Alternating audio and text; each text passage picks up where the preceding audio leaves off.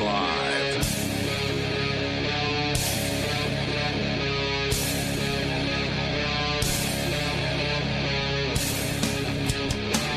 Hey, it is Free Talk Live, and you are invited to join us here. The toll-free number is 855-450-FREE, like freedom. That's 855-450-3733. We've got the Discord on-air call-in line rooms over at discord.lrn.fm.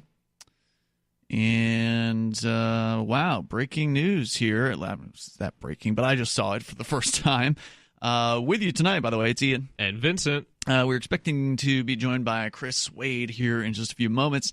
But what I just saw for the first time, thanks to Sean in our Discord server over at discord.lrn.fm, he threw this one into the show prep chat room. And as a former editor of a newspaper, Vincent, somebody involved in the kind of the news business, you have your own website, shirefreemedia.com. You may be interested in the Reporters Without Borders Freedom of Information World Press Freedom Index. Have you heard about this before? Yeah. I actually covered a report, an older report. I don't know if this is a new one. I covered one on on Radio Free Keene on Wednesday. That's your broadcast radio show that's not this show. Yes. Right. Yes. And yeah, I covered it, and apparently the U.S. declined because of Trump. But I mean, I take an exception. I guess that's the word, exception to that, because Trump so far just been, and they admit in the article I read that it's just been rhetorical, right? He's saying that the fake news, the mainstream media is the enemy of the people. Yeah, he's been threatening toward the media, but hasn't done anything more differently than Barack Obama. Exactly. Yeah. Well, Obama in that case, he actually did go out exclude networks like Fox because he said they weren't news, so he delegitimized them. And he also went after whistleblowers and reporters, too. So, Obama actually did very harmful things to freedom of the press, and yet the press still loved him anyways. Or the fake press, the mainstream media, fake news press still loved him anyways. Coming up, speaking of freedom of the press, Facebook shutting down many different Facebook pages, apparently, including Alex Jones, Louis Farrakhan, also Milo Yiannopoulos and others. We're going to get into that story as well. But starting out with a little bit on this press freedom, it looks like the United States, which has not been in the time that we've been covering press freedom, this particular index at least, and the website is rsf.org. That's the Reporters Without Borders, rsf.org. It is down since last year. So last year, U.S. was at number 45. And this year it is at number 48. So it's not like, it was really that great over the last several years anyway. The times we've been talking about it, it's been in the low kind of mid-40s range, 45, 47, nowhere near as good as a good chunk of the rest of the world. The top most free nations for press freedom, according to the Reporters Without Borders. Number 1 is Norway, 2, Finland, 3, Sweden, 4, the Netherlands, 5, Denmark, Switzerland at number 6, New Zealand at number 7, which is a shocker considering New Zealand actually has a censor. There's a government censor. There's an office of the censor, or whatever they call it over there, and that has been in place for generations in New Zealand. So which is why I'm curious as to their methodology of how they conducted the. Well, there's a whole tab all about their methodology, so be sure you check that out. But it's Reporters Without Borders is one of the more respected press freedom agencies out there. Wrapping up the list, or at least the top 10. Number 8, Jamaica. Number 9, Belgium. And number 10, Costa Rica. We then go all the way down to the bottom of the list, where looks like out of 179 nations, number 179. Take a guess. Oh, North Korea. North Korea. Yep. I wonder where is Venezuela on this list? Because we've been doing a lot of Venezuela coverage. Number 148, just above Russia in its press freedom. Of course, Venezuela backed by the Russian government as well. But again, the bottom 5 here, number 178, Eritrea, 177, China, 176, Vietnam, and 175, Sudan. So check this out when you get a chance, and it's an interesting press index, and yet another example of how the United States is not the free country that many people would like it to be. They've got a nice interactive map where countries are sort of colored differently based on their relative press freedoms, and you can get more information there from Reporters Without Borders. We'll put the link on our social media, so check that out when you get the chance. And you're right, Vincent, Trump has not been friendly towards the media. Of course, the media hasn't been friendly towards him, and nor should they be. Media should not be friendly towards presidents, no matter who they are. But in this case, it was just almost unanimous. It was like 91% negative coverage. And, whenever they give out that number, they never say what it normally is. But I figure since, roughly, I guess, like half, they say it was like half a country voted for him, one would think that, it's like if there was equal representation. And there's then not. And there's not. But I mean, just like, the just going off that, has a leftist it'd be, 60-40 or 70-30 in the average election, or maybe even more contested. But like 91%. Right. Well, he had a lot of Republicans who didn't like him either. Absolutely. And it sort of goes along with they say like 6 media companies own like 90%.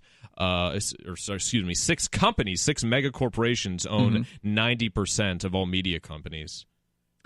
So the press needs to be critical of the government. That's what their role is supposed to be. Ideally, is that they're supposed to be another check on the out of control, or what could be and what certainly is an out of control government, regardless of the political viewpoints. But most media salivate over politicians. They treat them with respect. They treat them almost as though they are like, royalty or Hollywood stars. And like they're infallible sources. I mean, they've had, especially with the whole Russian collusion thing, like CNN, MSNBC, they'd have all these sources who would say like, oh, Trump versus collusion, Trump's going to get impeached. And then 2 years later, yeah, absolutely didn't happen. And they still have these people on as experts. Really? And absolutely, yeah. And it's why I cover a lot of the media stuff on Radio Free Keene, but it's why the Trump White House sent out a memo to these media organizations saying like, look, you've had all of these guests, and they had a list of guests like Maxine Waters, Eric Swalwell, and they said, look, they've all been wrong. All of our predictions have been wrong, so we kindly ask that you stop giving them a platform. And it was obviously a publicity gimmick, but it's like, and I've experienced this in my own profession, my own short yet budding professional life. It's where people, they're told they have to behave themselves, right? They can't go after the government too hard, otherwise they'll lose access to government sources, and the government won't cooperate with them. When it's like, compromising for the truth, it's impossible. If you want to join the discussion here, maybe you work in media and you've got a viewpoint, or you're just an observer, you're welcome to jump in here. The toll-free number is 855-450-FREE. That's 855-450-3733. In a lot of cases, media seems more like they're interested in attacking other media, specifically Alex Jones, for instance, rather than actually questioning the status quo or politicians or whatever. And we're going to get into the story here about Facebook targeting Jones and several others. But, one of my critiques of media has always been their lapdog attitude towards the government. That, they may enjoy watching the primary spectacle of politicians attacking one another. Certainly that makes for entertaining television in some instances. But for the most part, once a political person is in office, once they've received the nomination, they're very deferent towards them. They're very worshipful towards them. Frequently you'll see, like, for instance, with when Trump or Obama or whichever person is getting the presidency next, they have that inauguration day where they swear them in. And it's almost like watching like a Hollywood awards ceremony or coronation. Where they're talking about, oh, doesn't she just look ravishing in that dress? Where did she get that dress? Is that a Versace dress? My God, she looks splendid. Talking about like the first lady or whatever, and just so worshipful towards these people. Wouldn't it be nice if we actually had a media that looked down their nose at politicians and treated them like the dirt, trash, garbage human beings that they actually are, the sociopaths that they actually are? Chris Wade joining us. Welcome. Hi. So coming up, you can join us here as well. The toll-free number is 855-450-FREE. That's 855-450-3733. Whether it's press freedom or the Facebook bans that, they just keep coming out with new bans. This is just the latest list. And we'll get into it. Coming up here, you can share your thoughts as well. Join us here on Free Talk Live.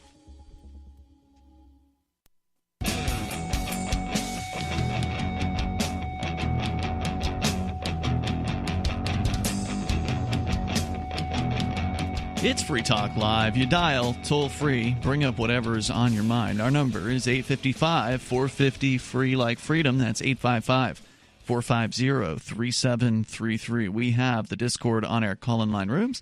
Just get on over to discord.lrn.fm. And that, by the way, the Discord server is there for you 24 hours a day. Now, obviously, you can only call in via Discord during our live hours, which are 7 to 10 at night Eastern every single day. But outside of those times, you can just chat with other Free Talk Live listeners and other listeners of LRN.FM's other great shows while you're there over at discord.lrn.fm. Plus, want to make sure you know about Bitcoin.com. Bitcoin.com is your premier source for everything Bitcoin Cash related. They can help you choose a Bitcoin Cash wallet, buy Bitcoin Cash, show you where you can spend your Bitcoin Cash. You can also read the latest news or engage with the community on their forum at bitcoin.com. Story coming from CNN Business that people are having their Facebook account shut down. Not only that, also Instagram, which of course is owned by Facebook. The story here, Facebook announced Thursday, that's yesterday, that it had designated some high-profile people, including Nation of Islam leader Louis Farrakhan, who's notorious for using anti-Semitic language, and right-wing conspiracy theorist Alex Jones as, quote, dangerous. And it said they will be purging those people from their platforms. Jones and his media outlet InfoWars previously had already been banned from Facebook back in August of last year, but had maintained a presence on Instagram, which is owned by Facebook. On Thursday, Jones and InfoWars will be barred from Instagram as well. Other people banned Thursday include Paul Nealon, an anti-Semite who unsuccessfully ran for Congress in 2016 and 2018, and fringe right-wing media personalities Laura Loomer, Milo Yiannopoulos, and Paul Joseph Watson. Now, I wouldn't have known the Laura Loomer name if it weren't for your show, Vincent, Questioning Authority, which airs Thursday and Saturday nights on LRN.FM. Is this lady dangerous? Not physically. I mean, plenty of the things she's just like a conservative talking head, right? Yeah, I mean, she's, I guess, a little more extreme in her examples. Like she's an activist, right? And even though she claims to be a journalist, doesn't she go crash events? Yeah. She crashed for Shakespeare in the Park. She she bussed in a bunch of allegedly illegal aliens to Nancy Pelosi's house, and they had like a siesta there.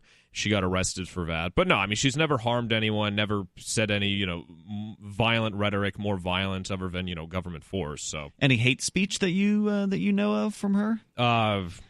Aside from some of the things she says about Muslims or Palestinians. Okay, no. So she's anti-Muslim? I mean, she's a Zionist. She's a self-described Zionist. So, yeah, that sort of comes with the territory there. Let's see. Quote, we've always, and Paul Joseph Watson, he's another InfoWars guy, right? Yeah, he's a writer for them. He recently split off to do his own thing. Oh, but really? We're both still symbiotic. And, of course, Milo Yiannopoulos is noteworthy as he is a gay man who is a conservative, purportedly, and kind of stirred up some controversy a couple of years ago with some, statements that upset some people, I guess. I don't even remember why he got into the news. I guess because he's gay and conservative. Well, he did a tour. There's a lot of gay conservatives out there. Are there? Well, I believe so. He did a tour called, I can't repeat the name of it on the air, but he did a tour, and when he got to UC Berkeley and I think a few other colleges, Antifa there and all these other left-wing lunatics just started rioting. They flipped out. That's right. Yeah, and I forget the details also. It's been comparatively a while ago, but and like the police, they would refuse. They would just, and I don't know about refuse, but they would say that they couldn't provide protection, right? So they're not obligated to. That's very true. It's been determined many a time by the Supreme Court in this country. The cops don't have to protect you. Which begs the question of why? What are we paying them for? Because they're going to hurt you. Yeah, so we're paying them to hurt us. So why? Well, they will hurt you if you don't pay. Yes, that's right? true. Just like any other criminal gang. Yeah. But they have this illusion that you have some sort of influence. So they've managed to fool people into believing that they have some sort of say in how the police behave, when the reality is the police go against what people want all the time.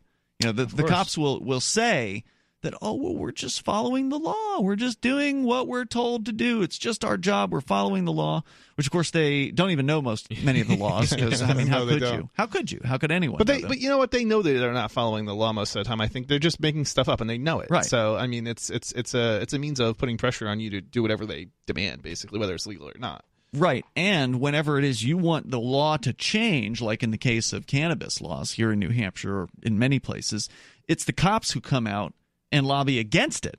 So it's not like the cops are just quietly sitting there just following and enforcing whatever laws pass. No, they're coming and on taxpayer dollars being paid to go to the State House to testify against anything that would lower their power. If there's not enough bad people out there, what are we paying them for? And so they have to create bad people, basically, is their perspective. There aren't even that many bad people. Like here in New Hampshire. There aren't, but they still have to create that fiction in order to have a job and to maintain their job. They actually, there's another headline today that the governor in New Hampshire didn't sign. He vetoed the death penalty repeal. Now, there's enough power to get that overwritten, right? There should be enough. There was initially they have to re-vote on it if they're going to override. But the initial votes did have override-proof majorities. Okay. Or veto-proof majorities, so they have enough to override the veto.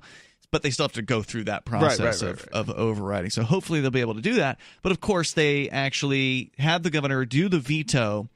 According to the article, he went to a building that was named after the police officer who was killed by the one man in New Hampshire who's on death row. There's only one guy. Right.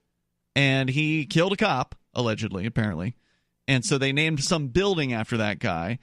When the governor went to go and veto this, he made a special trip to that building to sign the veto in that man's building that was named in the honor of this dead cop.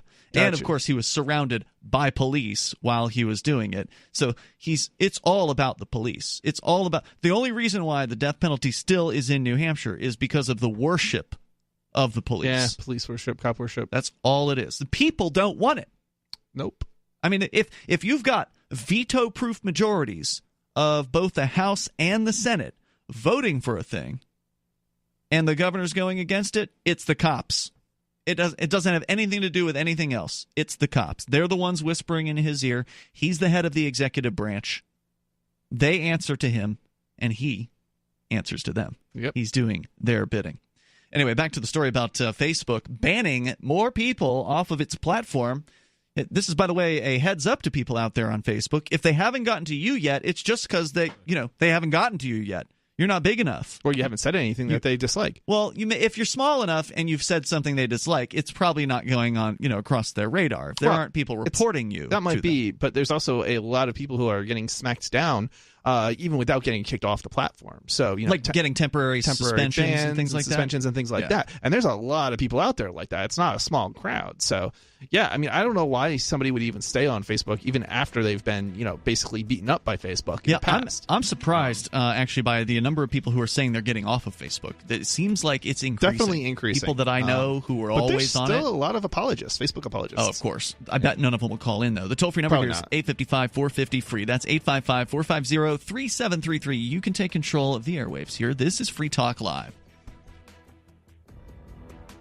Free Talk Live has found that though U.S. financial institutions are prohibited from doing business with foreign gambling websites, it's not illegal for U.S.-based internet users to gamble on those sites. People have been using VPNs or virtual private networks to connect to sites like games.bitcoin.com and play games with Bitcoin Cash. Games.bitcoin.com features poker, blackjack, roulette, craps, keno, slots, and dice. You can conduct your own investigation at games.bitcoin.com.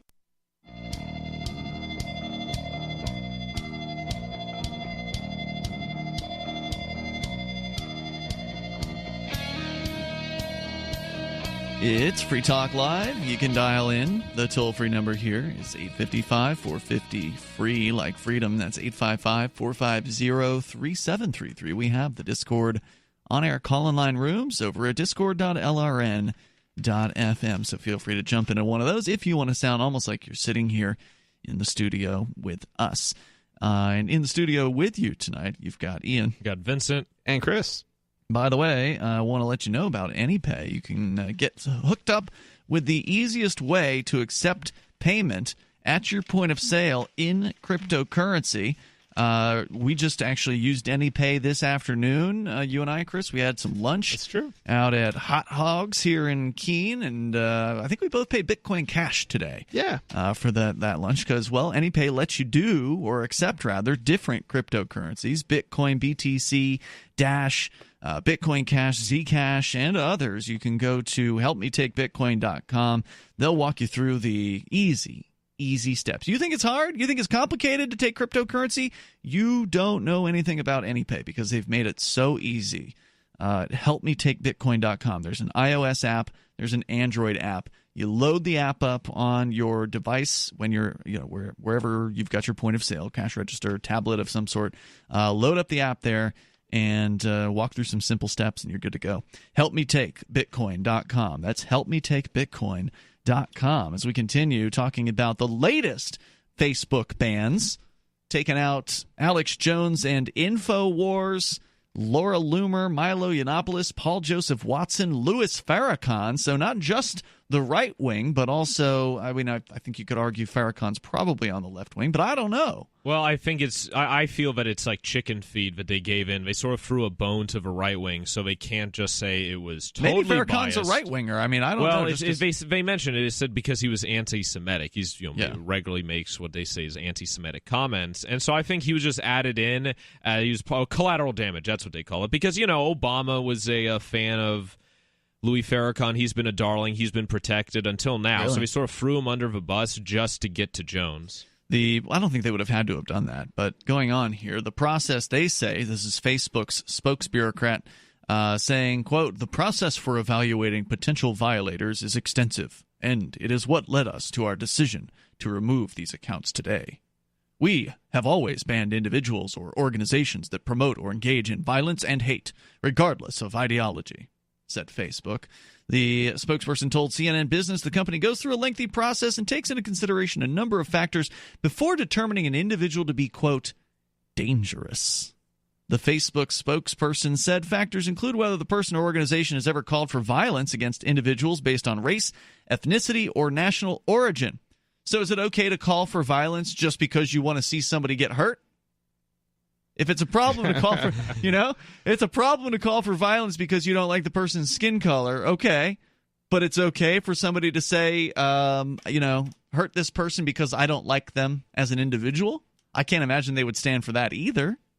Or would they? Or whether the person has been identified with a hateful ideology, whether they use hate speech or slurs in their About section on their social media profiles, and whether they have had pages or groups removed from Facebook for violating hate speech rules. In some instances, when Facebook bans an individual or organization, it also restricts others from expressing praise or support for them on its platforms. Wow, said the spokesperson. Yeah, now that's going a little bit further than I expected. Of course, maybe I shouldn't be surprised by it. So, yeah, if you say, hey, that's mean of you, Facebook, you should leave Alex Jones alone, then they might ban you too, is what they're saying here. The company continues to view such action as the correct approach. Their policy may not apply to any or all of the people banned Thursday. However, the spokesperson added that Facebook will remove groups, pages, and accounts created to represent the banned individuals when it knows the individual is participating in the effort. Some of the individuals who are designated as dangerous responded to the ban on their accounts in the brief period between when Facebook announced the ban and when Facebook scrubbed their accounts. The thing that I think here is dangerous is Facebook. It's not just Facebook explicitly. Now, but why are they dangerous? They're just a website. It's a centralized organization that basically has a role as a government or are playing a role as a government and deciding who can say what. Well, shouldn't they be able to govern their platform? What's wrong with that? I don't necessarily know that there's anything wrong with governing their platform. The problem is that individuals need to set up their own platforms as opposed to be relying on other people's platforms. Sure.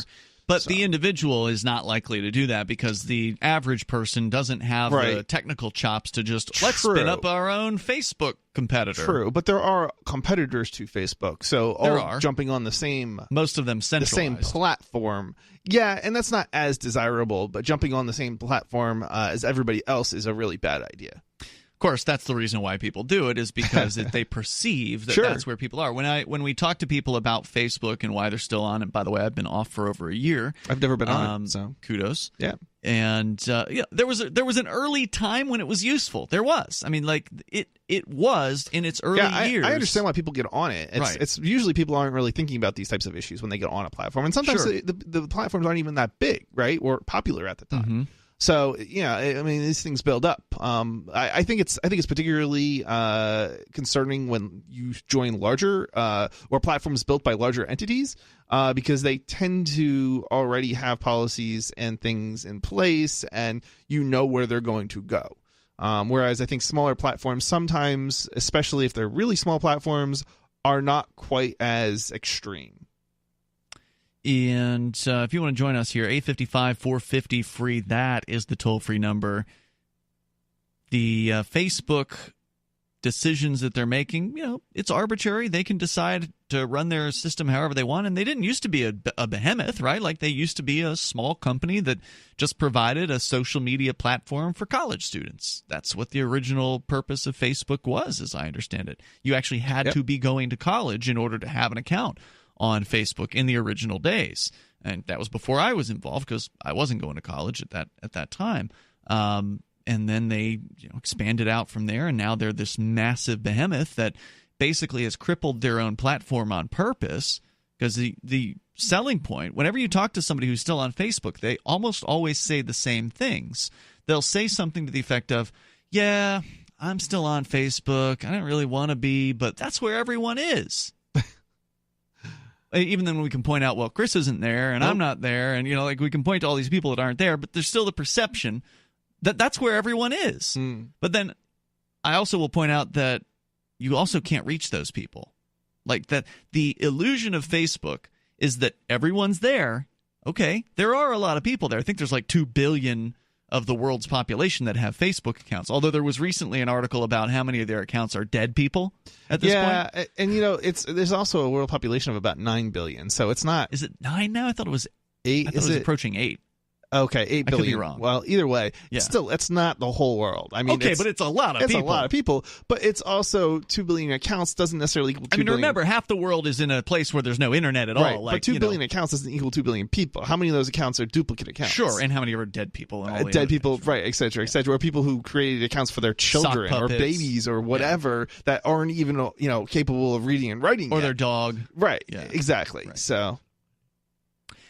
So anyway, the point is these people have these excuses for why they're on Facebook, and it's fine. If you're enjoying it, then have at it. I wouldn't tell you not to do something that you enjoy. But a lot of people seem like they don't really enjoy it, and they're just there out of an obligation. They're there because they've been there, and I understand this because I've been in this place myself. They're there because they've been there. They feel like everybody else is there, and so they feel like they have to continue. Well, it also sort of becomes an addiction with how people behave around it. Like, they want the dopamine for clicks. They want the attention. The likes. Absolutely. Mm-hmm. And they've had former Facebook employees say that they're ashamed of themselves for working on it because they've designed it to be addictive. Absolutely, yeah. Right.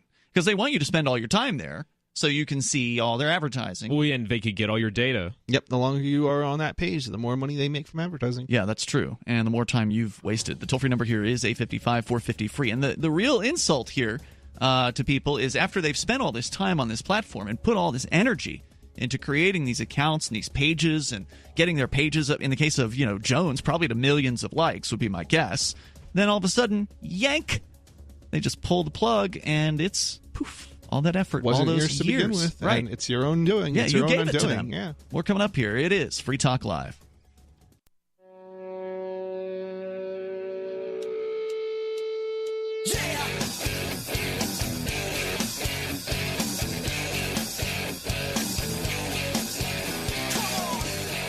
Hey, it's Free Talk Live. You're invited here. We're talking about Facebook targeting more accounts for deletion. Not just a, temporary ban or suspension, but, they're wiping people out. And it's their platform. They can do what they want. They built it. They can destroy it. They can destroy your account. It's not your account. Well, no, they're sometimes platform and sometimes publishing. I want to get into that. That's a related story that you've got coming up here. By the way, with you tonight, it's Ian. It's Vincent. And Chris. And thanks to Nick C., who is a Free Talk Live amplifier over at amp.freetalklive.com. Nick C. giving $5 a month to Free Talk Live's AMP program. AMP stands for Advertise, Market, and Promote. And it's a way for you to back up what we do here on Free Talk Live. You like the fact that we're on almost 200 stations. We are within just a few stations from 200. If you appreciate that and you want us to see 200, 300, 400, it can happen. It just takes marketing. It takes time. It takes money. And the AMP program helps make that happen. Go to amp.freetalklive.com. You can help us there, and you'll get some cool perks like access to the AMP-only call-in lines, the AMP-only... Well, there's supporters-only chat rooms on our Discord servers. There's an AMP-only Facebook group for those of you still there. I'm not in it anymore. It was one of the last reasons why I was still on Facebook was, well, my amplifiers, I don't want to walk away from the AMP group. I have to be here for this. And eventually I was just like, screw it. They can find me on 5 other platforms if they want to talk. Is there another platform that they can join and participate in the AMP on? Well, there's the Discord server. So Discord has supporters-only chat rooms, which it's technically open to amplifiers, Twitch supporters, and Patreon. So basically, anybody who throws in a few bucks a month towards one of the other different fundraising methods that we have. And there's like a special amp-only tag. There's like an amplifier tag for your user profile on Discord. And at this time, I can't justify putting anything for AMP only on the forum just because the forum is so it's barely used at all anyway. There's no point in having a separate area, right. which will be even less used than the already disused forum. As much as I love the forum, it's hard to get people off these social media platforms to try something new, or in this case, like forums are kind of an old idea, but in our case, our forum is a sort of a newer iteration of it. You've used it before. Oh yeah, I posted something. You seem to like it, yeah. Yeah, I'm a fan in a sense. It's what I think it is. I think there's not enough tie-in with instant messaging platforms. I wish it'd be nice if you could tie it in somehow, so like you could see the messages without actually having to open up the forum. And I see what you're saying. You know, wouldn't that be kind of neat?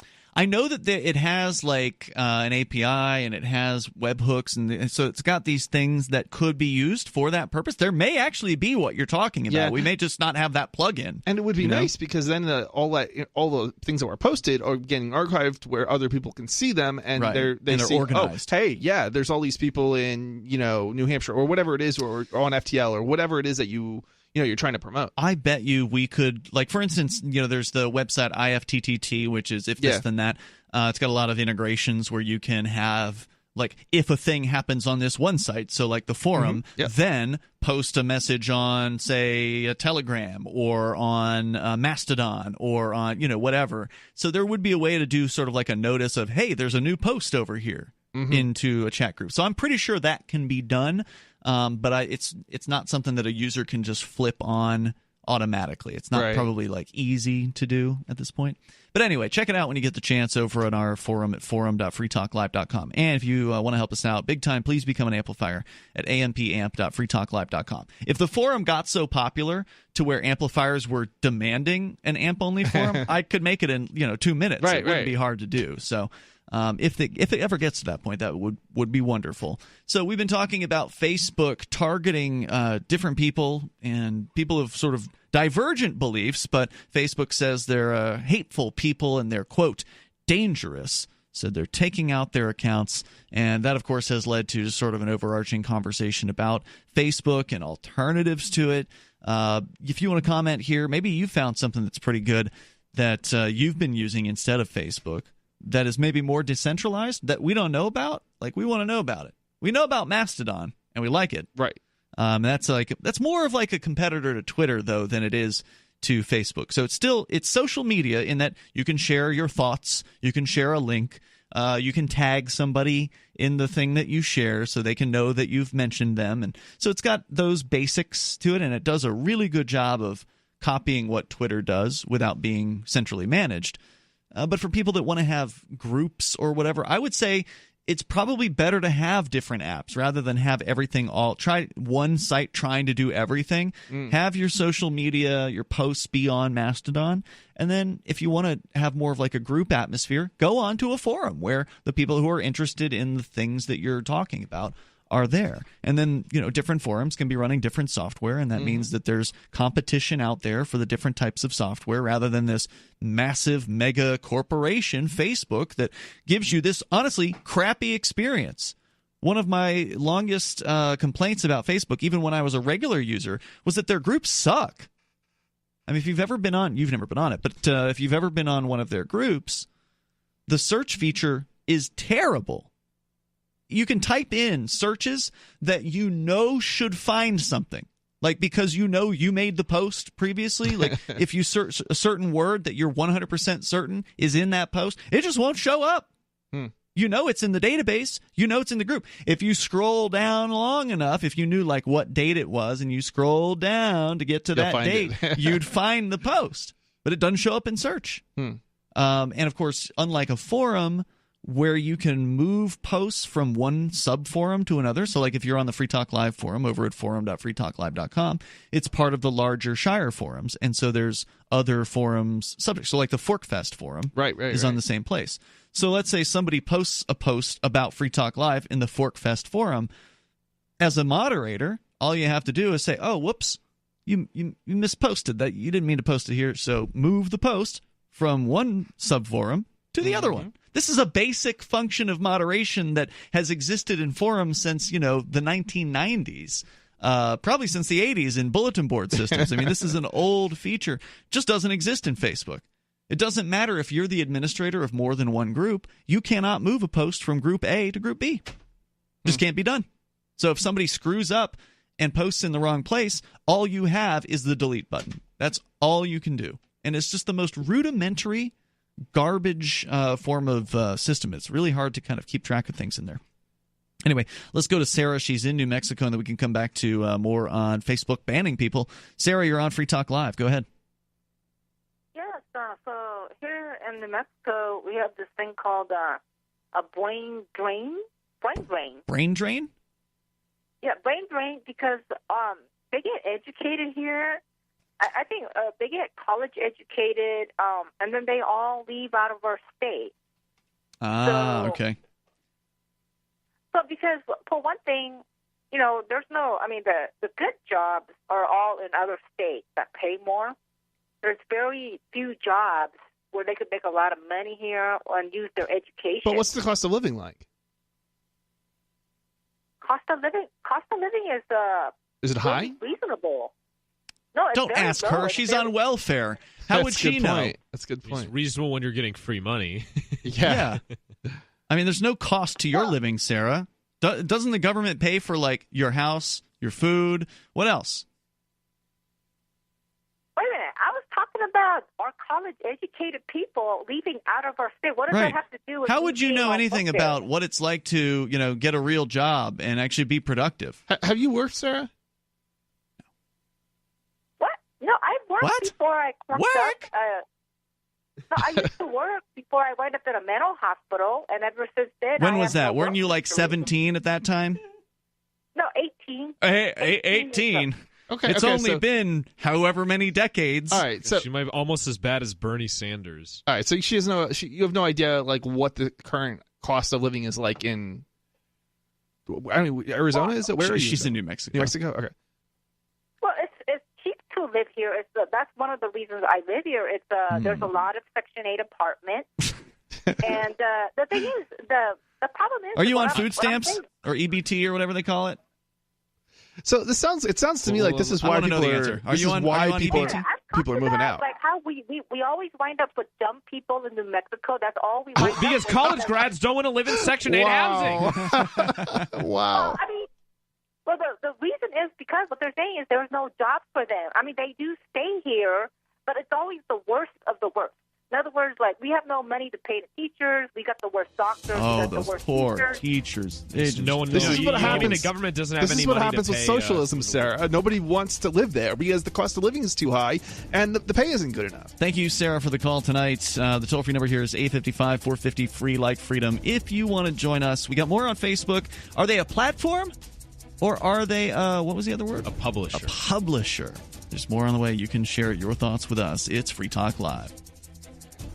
This is a special alert for business owners, consultants, coaches, folks planning retirement, entrepreneurs, and anyone who is saving and investing to build a financial future. You are likely aware that financial privacy for most people has recently died a miserable death. And let's face it, without privacy, there really is no security, is there? Bankrupt governments and banks on the verge of collapse are perhaps the biggest threat to your financial future today. The Lighthouse Law Club recognizes this and has been working diligently to provide safe, secure, and productive tools to ensure your privacy, your financial security, and your future financial well-being, despite the catastrophes which many people fear are looming ahead of us.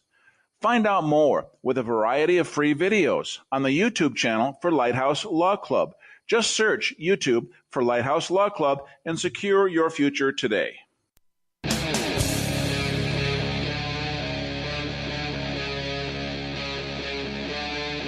Free Talk Live. It's Free Talk Live. You can bring up whatever you want. Our toll-free number is 855-450-FREE. That's 855-450-3733. But you'll be needed to be branded with a hot iron before you can call into the show tonight, because we're converting the show into a cult. I'm kidding.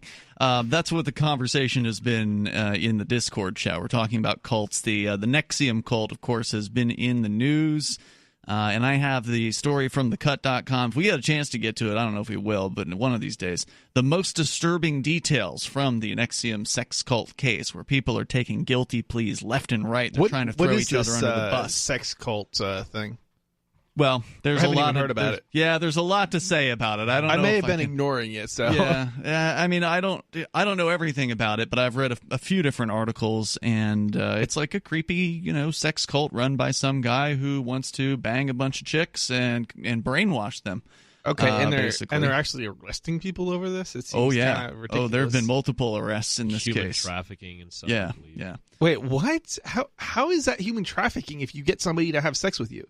Well, it became an entire lifestyle for some of these people. There's a lot to say about it, and we don't have time because we're talking about Facebook. We can get into it a little bit later on. Plus, fair enough. I know, Chris, you had a story about Apple, and they are not happy with a court decision, or I'm not sure what else is going on. There's some sort of ruling on people's ability to, fix their own devices. Yeah, Apple's not happy. So about there's basically the story is about how there are people who want to prevent Apple from basically doing things that will prevent users from being able to repair their own devices, and so they're basically fighting this, understandably, and I think it's probably a bad legislation, but we'll get into it. We'll get into it later on. But you can call in and bring up what you want. So that's where we're going next. We've got a Discord caller on the line, Josh, who is calling actually from the UK. So I guess it's early morning where you are right now, just in the middle of the night. Go ahead, Josh. Yeah, it's 1 a.m. Welcome. Yeah. Thanks for your patience. What's Go ahead up, with dude? your thoughts. That's okay. So my thoughts about the Facebook thing. Have you heard of the Daily Mail? It's a tabloid on Facebook. I mean, we've read the Daily Mail's website. Right. Yeah, right. They're quite a controversial tabloid. That's Facebook. an actual print tabloid in the UK, right? Right. Yeah, but it's not really trusted. It's not a good news source. But most people don't trust tabloids. Fake. I mean, talk about fake news. It's fake news. Well, no, it's intentionally fake I've news. seen some decent. Not everything there's fake. I've seen some decent reporting in the Daily Mail. They cover some things that are real. Absolutely, yeah, absolutely. They cover some real news. They just cover it in a way that's tabloidy. It's like exploitative. I mean, I trust it slightly more than I trust CNN. So well, okay, I but trust it that's a lot not more saying because with much, CNN, right? it's none. So I trust Daily Mail a lot more. Right. All right. So what about the Daily Mail, Josh? Yeah. Sorry. So what about the Daily Mail? I presume you were going somewhere by bringing them up. Yeah. So recently they've we have this guy in the UK called Tommy Robinson. He's like a far right extremist. He's a fascist, whatever. Okay. And he got attacked by a Muslim in Manchester yesterday. They threw a milkshake on him. Wow. And well, that's better than throwing acid on somebody. I mean, I've heard about acid attacks. So I mean, acid attacks. They're they're not that common anymore, but they used to be quite common. But LRN.FM. He might have almost been somewhat intellectual. The toll-free number here is 855. I wasn't expecting it. He didn't even get the whole word out. Yeah, no, he sounded like he was off to a real conversation. Yep. Didn't even get the whole word out. Toll-free number here is 850. But I went ahead and dumped you anyway, bud. 855-450-FREE. That's 855-450-3733. So we were talking about the Facebook bans. Banning, Alex Jones, banning Milo Yiannopoulos, banning Louis Farrakhan, and several others, apparently. We don't have a full list. But spokesperson at Facebook said they will be removing groups, pages, and accounts created to represent the banned individuals. If they know that the individuals participating in the effort, they may even be targeting people for supporting the individuals. Some of the individuals who were designated by Facebook as dangerous responded to the ban on their accounts in the brief period when Facebook announced the ban and when Facebook scrubbed their accounts. So this isn't the first ban, right? They were banning libertarians before, weren't they? They banned the Cop Block page last year. Right. That's what I thought. Point. Yeah, so this is like talk about extremist, a position. Facebook has the extremist position here. The spokesperson, Loomer, who's one of the people Laura Loomer banned, for instance, denied in an Instagram post she ever violated the company's terms of service. Loomer asked people to follow her on a different platform, adding, quote, "Looks like you guys will probably never hear from me again." Yiannopoulos also published a final post on Instagram. Paul Joseph Watson used Twitter, from which he has not been banned, to write, quote, "In an authoritarian society controlled by a handful of Silicon Valley giants, all dissent must be purged." And I think that your approach here is the right one, Chris. That is to say, create your own platform. Now, that doesn't mean you have to program one from scratch. They're already out there. You can download Mastodon. And if you've got if you're Alex Jones or you're any one of these people, they can afford to hire a tech person to launch their own server, and they probably already have their own web server for their own website. So you just use the same server that you're on right now, and you put Mastodon on it, and then you can invite all your listeners or viewers or whatever to come join your Mastodon platform. Some of these alternative solutions are decentralized, so you don't necessarily have to set up your own platform. It's not necessary for each individual to set up their own platform. You can join that's too much work. A platform that somebody else has set up that connects with other platforms. The only downside, of course, is if you're joining someone else's platform, you're still at their mercy, right? You can join a platform that's for conservatives or libertarians or for socialists or Nazis or Nazis or whatever, and then it doesn't matter anymore. Right. Now, if you have some sort of disagreement with the person who's running that platform, they could disconnect you from it. That's true, but you're not disconnected from the whole platform. You're only disconnected from one part of it. Right, and you could join another person's version of that same thing. What you're talking about is the federated aspect, the word that is federated. Yep. Mm-hmm. That is an aspect of the Mastodon platform. There are thousands of Mastodon servers out there. You can find one that has rules that are more accepting towards you. So like the standard Mastodon server, if you were to go check out Mastodon and sign up for a server, they kind of give you their default one. Yeah. That's the one run by the socialists who program, likely socialists, leftists. I don't know if you should go quite as far as calling that group socialist. I think there's a lot of socialists in that group. They likely are. I mean, they're from France and Germany, and they respect the French and German laws. So if you say, because you don't have freedom of speech in those countries. So but most people respect their country's laws, right? So I don't know how far that is, that goes. I mean, I don't know. They could be. I mean, it just doesn't feel like anything besides a leftist platform there. But there are alternatives. So there's Liberdon for libertarians. Here's the thing: it's certainly there's a lot of libertarians too, and that's kind of why I'm in France. No, I don't mean in France. In Germany? I mean just in general in terms of writing some of the software. And I don't know specifically about Mastodon, But that's what I'm talking about. I know that I know within the free software community, there's a lot of libertarians. No, that's true. And so, like, I don't know specifically Mastodon, but programmers tend to be on the left or libertarian. Suspect, right? Yeah, right. So I tend to suspect it's probably not as socialist, but maybe I'm wrong. Maybe there's another platform that is, that's attracting. Well, they definitely have rules against certain forms of speech on that main Mastodon platform. It's just true. But there may be other Mastodons that don't have those same rules because they're not being the Liberdon server, right? Well, I don't know what they're. I mean, I suspect you can't get on there and threaten people like on Liberdon. So yeah, but that would be anti-libertarian. I don't think that anyway, Liberdon allows for spam. Okay. And I'm not sure what their policy is on racism. I'm not clear on that. Okay. So that would be something worth checking out. Yeah. And again, if you can't find one that matches your policies, then just create your own. Right. Anyway, let's go to Douglas on the line here in Manchester. Actually, you know what, Douglas, hang on. We're going to bring you back here in just a moment. 855-450 free. Want to make sure you have enough time to get your thoughts out with us. Now, coming up, we've talked about the bans from the platform, the centralized platform known as Facebook. But what does Facebook consider itself? Is it a platform or is it a publisher? Even they can't decide. We'll get into it, and you can share your thoughts. It depends. With us. It depends on whatever legal argument, apparently. Right. It depends on what court case we're talking about. Yeah, 855-450 free like freedom. 855-450-3733. This is Free Talk Live, and you can bring up whatever is on your mind.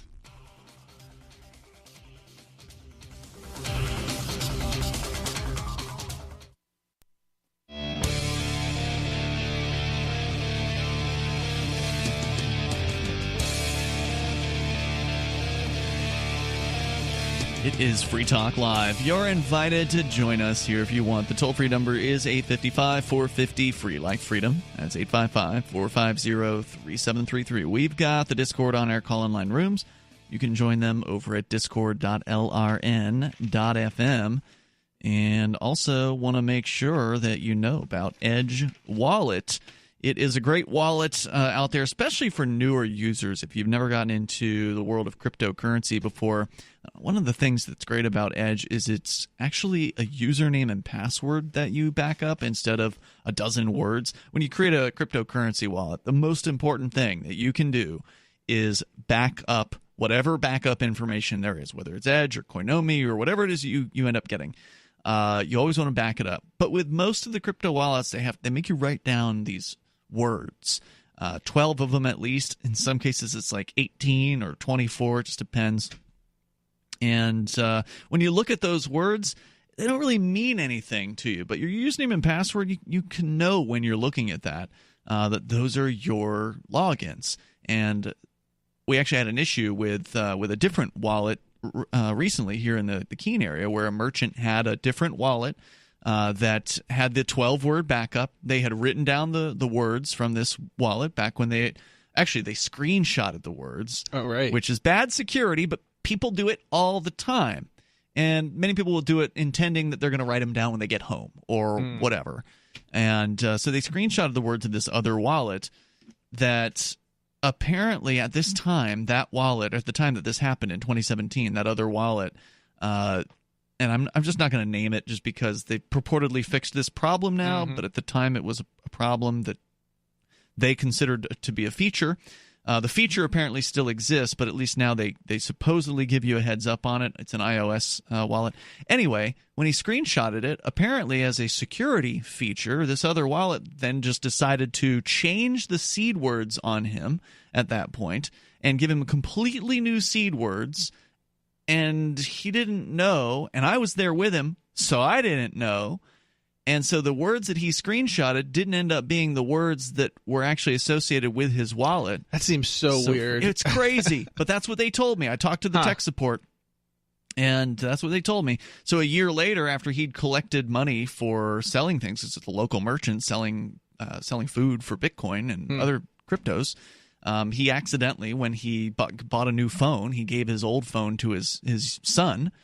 And when he did that, he made a security error of formatting his old phone, like wiping it out before he gave it to his son.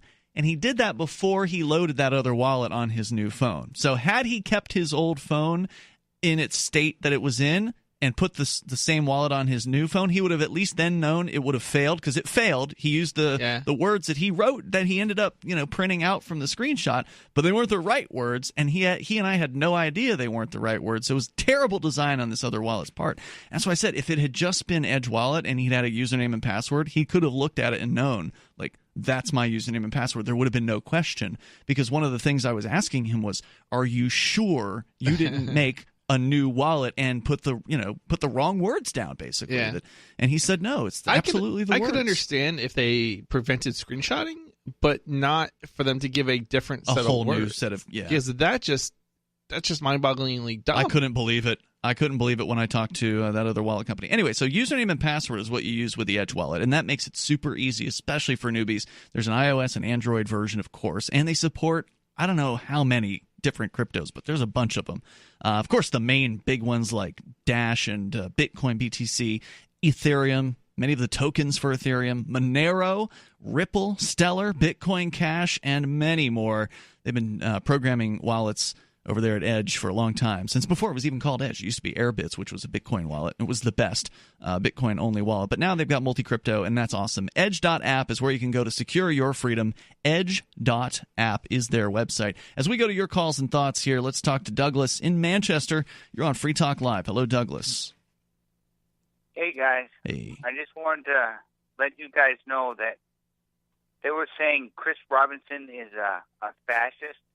I mean, he's the total opposite of a fascist. He's just talking the truth. And is it Chris Robinson or Tommy Robinson? I think he means Tommy Robinson. Oh, is it Tommy? I'm sorry. I don't know. That's what the other guy said before he said something we had to drop off the air, but I don't know anything about this character.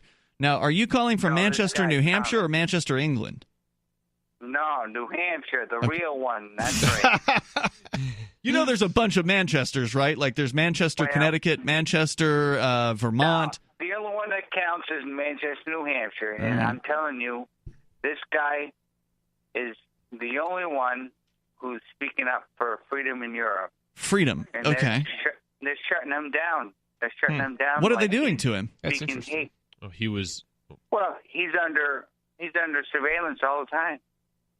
Well, and also earlier this year, he was arrested for filming. He was arrested for filming something, and regarding a trial or something, or the judge. It was like judicial. Oh yeah, they're not allowed to do that over there in Europe. Yeah, and he was in jail, and they put him in the worst part of the jail, and basically trying to get him killed. And I believe he's gotten out. I believe he's out now. BBC article, who is Tommy Robinson and why is he in jail? He has been jailed for 13 months. This was back in June of 2018, so I presume he's out now since apparently someone threw and this is state-run British. This is the state-run British. Just letting everyone know that the British Broadcasting Company is a crown corporation run by the British government. Oh, okay. This is actually a video. There's not even an article here associated with it. He has been thrown in jail, or was thrown in jail, for breaking contempt of court laws for streaming a Facebook Live outside of the court. Wait, what? I don't even understand how that's possible. That's communism. Well, it's not communism. It's authoritarianism. Yeah. Same thing. No, you can be an authoritarian and be a conservative. Yeah, but you could. But he's saying that communism is authoritarian. Communism is a system, or depends on right? authoritarianism. Oh, of course. So I'm saying communism is authoritarian, but so is fascism. It's just blanket authoritarian in this case. It's the norm there now. What's the norm here? Authoritarianism is the norm. It's the norm everywhere, as far as I'm aware. We live in America. We could walk down the road with a rifle in our hand. They're not gonna No. You live in New Hampshire. You live in New Hampshire. I'm sorry. How long have you lived? How long have you lived in New Hampshire? My whole life. Okay. Well, there we go. Have you ever Have you ever visited other places in the United States? I've been to Canada. Okay. And what did you have to do with your gun when you went to Canada? Hide it. You can't get you didn't smuggle a gun across the border, right? You didn't actually successfully. Don't answer that. Please don't answer that. Hey, I'm worried about Bigfoot. If I come across Bigfoot in the mountains, I got to have my 44. No, wait a minute. What if the Bigfoot's friendly? What if he's approaching you because he's just hungry? Then we'll smoke weed. That's it. In some places, it is a crime to shoot at a Bigfoot or something. There's some law against it. But hey, Douglas, I'm glad that you live in New Hampshire. It's a great place. We're actually broadcasting from Keene, New Hampshire, as well. I'm familiar. here. Yeah, and so it's wonderful to be able to carry guns openly, and that's something you can do in New Hampshire. A lot of other places you can't do it. You know that in Massachusetts you can't have a gun in most cases, right? Oh, I've been there many times illegally. Yes. Yeah. Thank you for the call, Douglas. I appreciate hearing from you. And it's true. A lot of people have done illegal things. That makes them illegals too, doesn't it? 855-4, we're all illegals now. 855-450-FREE. That's 855-450-3733. Yeah, New Hampshire is one of the freest places in the United States, in the world, when it comes to gun ownership and the right to bear arms. This is Free Talk Live.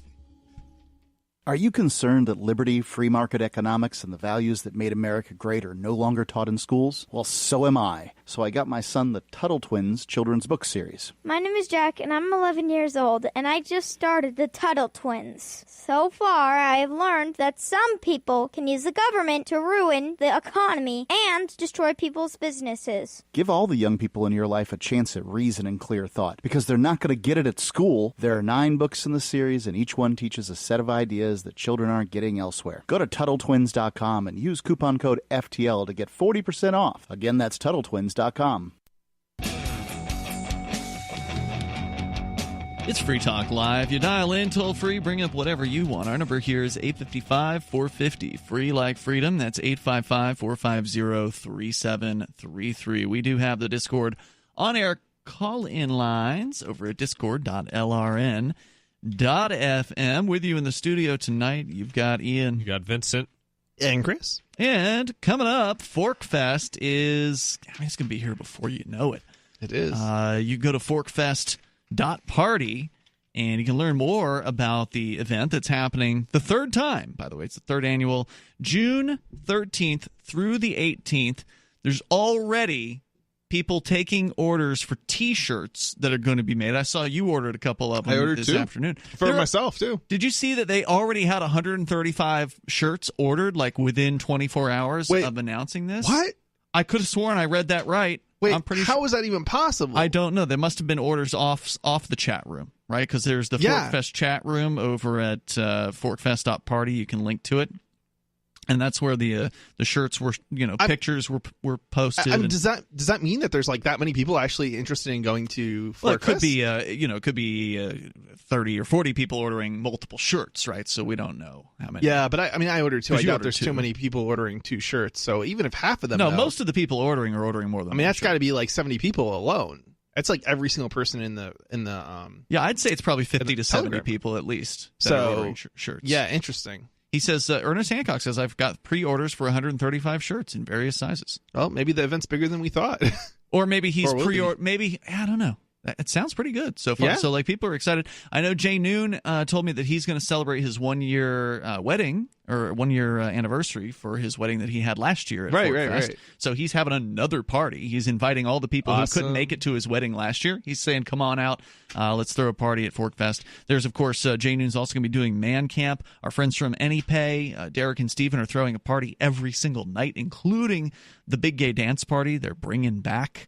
So it's wonderful to see all these things happening. It's all being self-organized. Nobody's in charge of Forkfest. It's a decentralized libertarian camping event. Vincent, you're going for your first time. That was a yes, right? Yes. Like you were just nodding. You can't hear nodding on the air. Just one trouble, isn't it? And you and I, Chris, we've been, did you go every year? I think I've been every year, yeah. So we're all 3 here. I haven't been, I don't know if I've ever attended the entire time because just business gets in the way of two weeks of right. That's a long time to get to take off. But so join us June 13th through the 18th. You can register your campsite or your RV site or even a motel room. Those I believe are still available for Forkfest at Rogers Campground. It's in the beautiful White Mountains of New Hampshire. It's a great excuse to come up, check out New Hampshire. It's the last week of springtime, and you can join us there. Free Talk Live will be broadcasting from the event. We'll look forward to seeing you.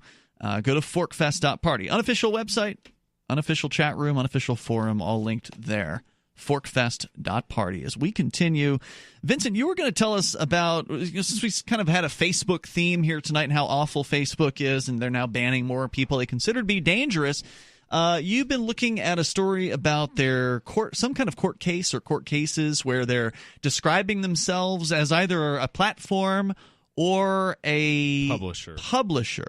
Absolutely, yeah. This comes from via The Guardian, and it's a year-old story, right? So, but I think it's still, it's obviously an ongoing issue. And the article's titled "Is Facebook a publisher?" In public, it says no, but in court, it says yes. Facebook has long had the same public response when questioned about its disruption of the news industry. It is a tech platform, not a publisher or a media company. But in a small courtroom in California's Redwood City on Monday, attorneys for the social media company presented a different message from the one executives have made to Congress in interviews and in speeches. Facebook, they repeatedly argued, is a publisher and a company that makes editorial decisions which are protected by the First Amendment. Are they saying they publish their own content? Because I guess what's his name, has a blog. It's probably not incorrect, really, because they have editorial control, but they don't necessarily produce their own content. So in some respects, they are. Well, there was that article that Mark, the CEO guy, Mark Zuckerberg. Mark Zuckerberg, that he wrote where he editorialized about why the government ought to control Facebook. He did post that to his own blog, which is hosted by Facebook. So I guess they are publishing his blogs. The thing is, that's not really what they're talking about, though. It's not his blogs that they're talking about. They're talking about like the moderation of news. Correct me if I'm wrong, but doesn't Facebook have a site or something, or part of Facebook that has people submit news stories to it, just like Google News? At one point in time, they did. I haven't seen I haven't noticed it since. I mean, that's my understanding of what's happening here. And if that's the case, this stems directly from a lawsuit by an app startup. So they do voice very specific complaints here. It's the contradictory claim is Facebook's latest tactic against a high-profile lawsuit exposing a growing tension for the Silicon Valley Corporation, which has long presented itself as a neutral platform that does not have traditional journalistic responsibilities. The suit, filed by an app startup, alleges that Mark Zuckerberg developed a quote, malicious and fraudulent scheme to exploit users' personal data and force rival companies out of a business. Well, it's not fraudulent. I mean, don't people know that they're being advertised to on Facebook? It's pretty clear. I suppose you could have read the terms and conditions where it does make it clear, from what I understand, that whatever you post to Facebook, you grant them an unrevocable license to use however they want. If they want to take your video and put it in their television commercial, they don't have to pay you a dime. Now, you have some responsibility to learn about the world, right? Right. If you're inhabiting, that you're choosing to willfully ignorant of the fact that companies make money off of your viewing ads on the internet, okay? You really only have yourself to blame. I mean, this is just ridiculous that you can go into a courtroom and say this is some malicious scheme. No, it's part of the deal. It's part of how the internet has grown up. Now, I understand people don't like the ads, and sometimes publishers give you a way to, or websites give you a way to avoid the ads, but sometimes they don't. And if you don't like that, go to a competing site. You don't have to use but it's so much easier to complain than to actually do something. And to actually take action. Look, they can't make you go to that site, and you also don't have to go to that site. Nor do you have a right to go there either. It's not your property. Right. I mean, you have to have a meeting of the minds, so to speak. Both parties have to agree in order to make it happen. Purportedly what a contract is. Right. But of course, terms of service aren't a real contract. I understand people want to believe that they are, but they're not. They're not a real contract. Right. I would agree with you on that. But still, there's still when you send something to somebody else, they have to receive it, but they can ignore it or drop it. Mm-hmm. So there is, look, if Facebook starts sending you stuff and you don't like it, ignore it, drop it. That's right. That's how the internet works. I'm amazed. This is something that I have a story, and I don't know. Oh, unfortunately, it's not the one I was going to bring up, but it's this thing that people don't seem to understand, that you don't own other people. There's not a single jurisdiction that, when you're on the internet, you're not in a single jurisdiction. There's laws all over the place. The only thing that, automatically by signing up to the internet, you agree to receive anything that's sent to you. You don't have to receive, you don't have to read it. You don't have to, you have to receive it, but you don't have to read it. So ultimately, if you understand that, you really shouldn't be complaining about these sorts of situations where even like a DDoS attack or spam, it's not really something that you can at least argue that there should be a law against it.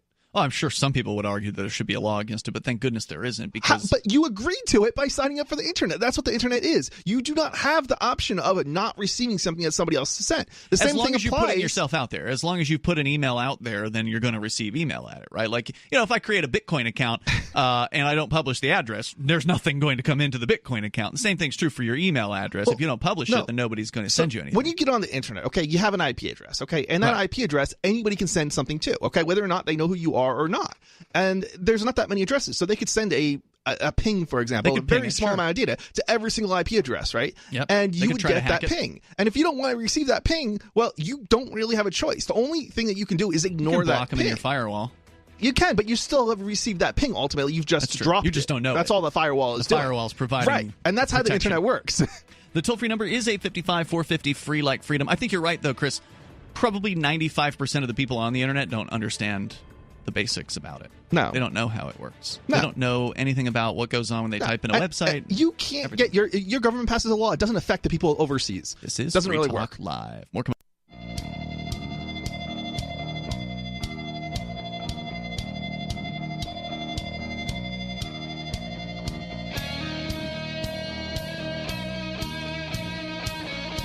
Experience Free Talk Live. 855-450 free like freedom. That's 855-450-3733. We do have the Discord on-air call-in line rooms over at discord.lrn.fm. Is Facebook a platform on which other people can put their things? It seems like it's obviously a platform. Or is it a publisher? Apparently Facebook has made both arguments in court. Is it, Vincent? Is that what you're telling us here? Yeah, in court. So if you want to join the conversation, you can. Our toll-free number is 855-450 free like freedom. That's 855-450-3733. Also, you can watch Free Talk Live on our video streaming platform. So we're back on Twitch after being suspended for a few days last weekend. You can go to twitch.lrn.fm to follow us there and do that. Or you can follow us on the newer DLive platform, which seems to be on track to exceed Twitch as far as the number of followers are concerned. I think we're over 500 on DLive right now. I could be wrong. We may be just under, but we're getting there. We are at the very least at the halfway mark of the total number of Twitch followers that we have, and it took us a year. We've been on Twitch since January of 2018. We've only been on DLive for 3 weeks. It's going to be, 1 week from today.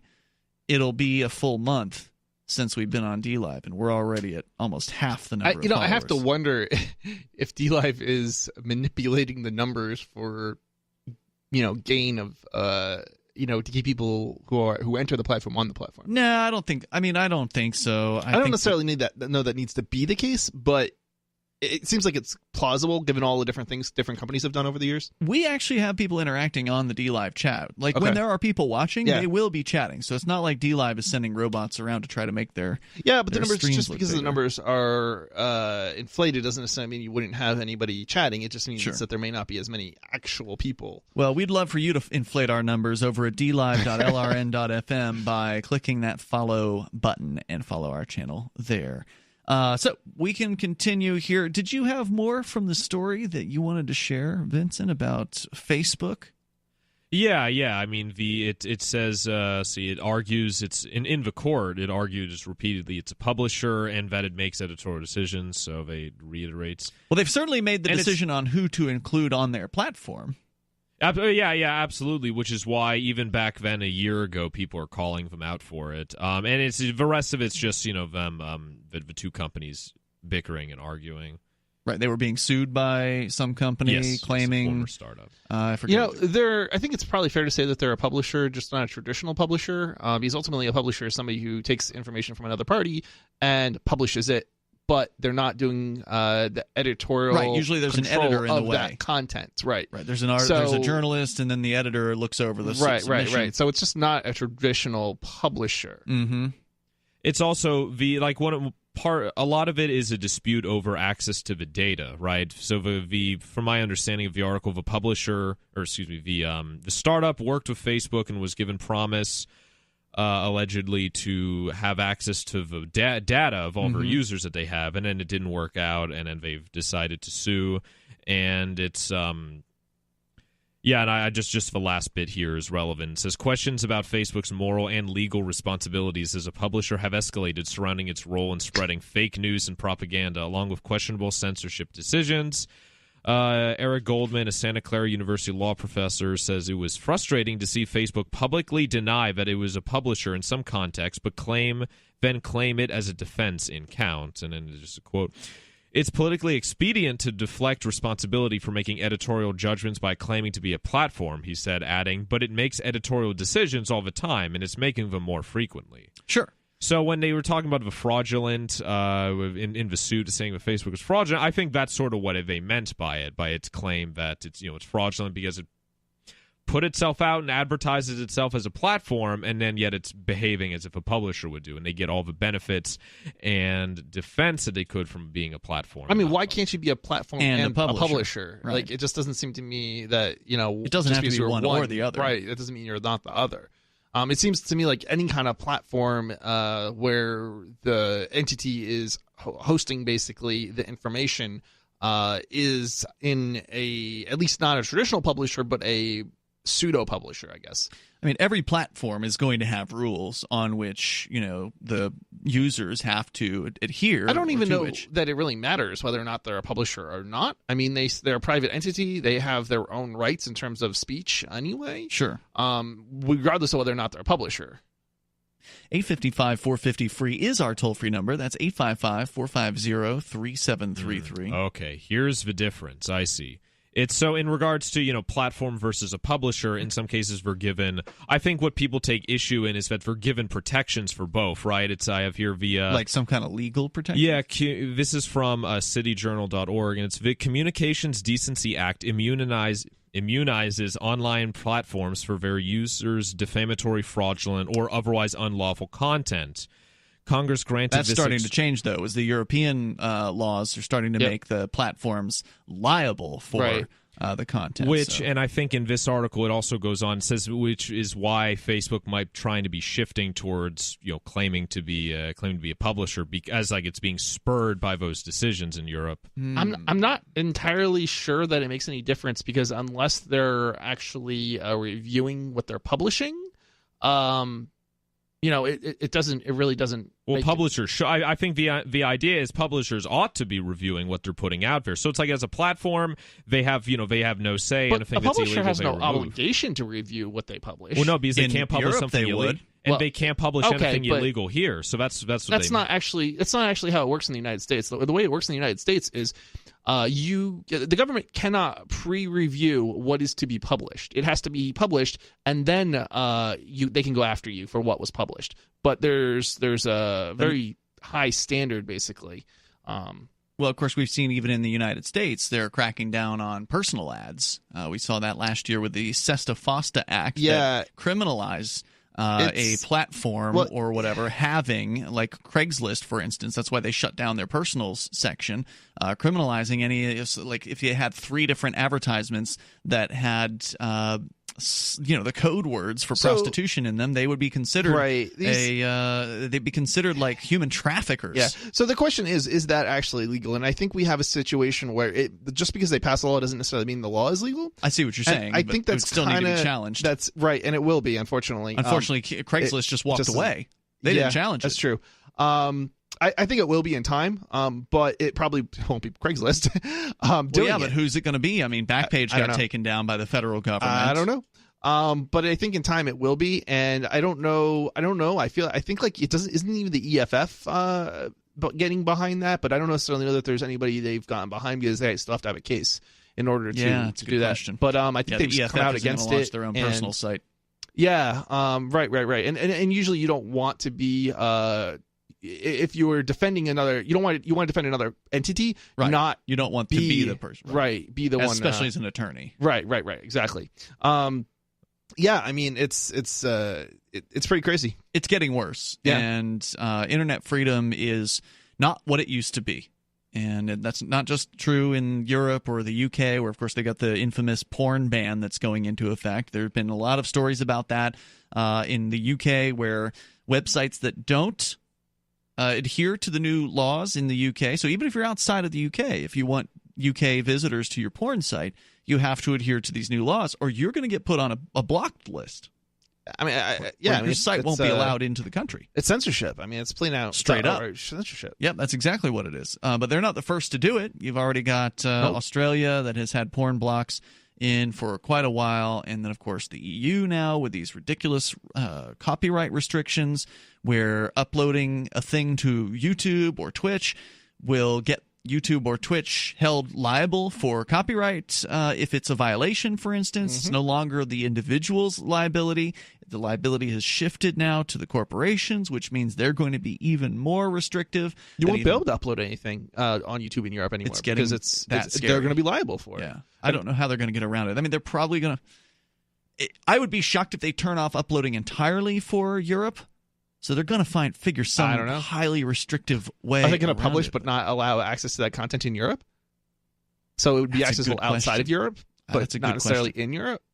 I know that it doesn't – I recall from our discussions about this law, and I forget what it was called, but Article 13, and I think it changed to 17. But that it doesn't go into effect yet until each European Union country can implement it somehow. And that's just how Europe works. It's because it's not it's I don't know what you call it exactly, but it's not each individual country is still a country. They've just agreed to basically follow these stupid rules. Yeah, to pass their own laws once an agreement has come. I think it wasn't going to be any sooner than like 2020 or maybe later on. Yeah. And so we've got a little time to see what shakes out, but it's not good. You can already see the censorship in Europe today. You can't access a lot of news sites in the U.S. as an example. Yeah, that's true. I've seen that. 855, 450 free, but that's being done by the news sites in the U.S. Yeah, they're the because ones they blocking become them. Europe is trying to say that they're liable for it. Would you like to hang out with Penn Jillette? He's keynoting Freedom Fest this year. I, for one, am thrilled. Freedom Fest is the largest liberty-oriented gathering in the world. They take a Big Ten approach with libertarians, conservatives, liberals, anarchists, capitalists, and just open-minded people mingling together to hear real debates, share real solutions, and converse freely. This year's theme is the Wild West, a time of liberty and opportunity, or a time of anarchy and violence. Maybe both. Go to freedomfest.com/FTL and get your tickets now. freedomfest.com/FTL. Not convinced yet? Hey, I understand. It's a high-end event. Even with coupon code FTL50. Sure, you're likely to receive investment advice that'll make that sum seem paltry, but I have something special for you. Go to freedomfest.com/FTL and you'll get the 5 best speeches from last year for free. Call it a test drive. Do yourself a favor and go to freedomfest.com/FTL. freedomfest.com/FTL. Use coupon code FTL50 for a discount.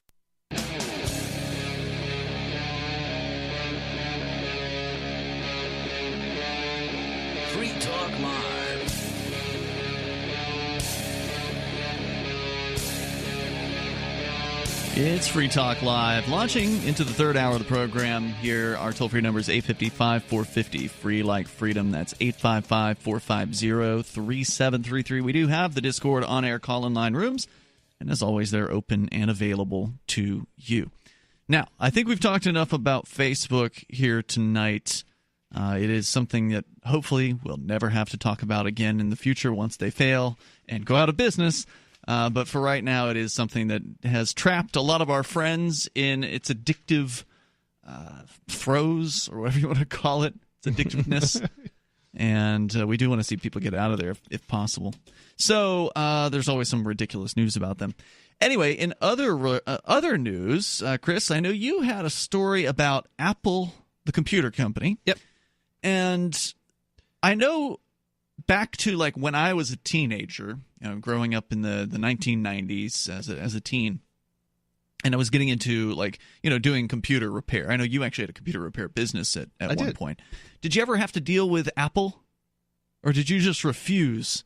That's a good question. I did have a couple of customers, but to be honest, most of the computer repair stuff I was doing at that time, Apple wasn't really very large.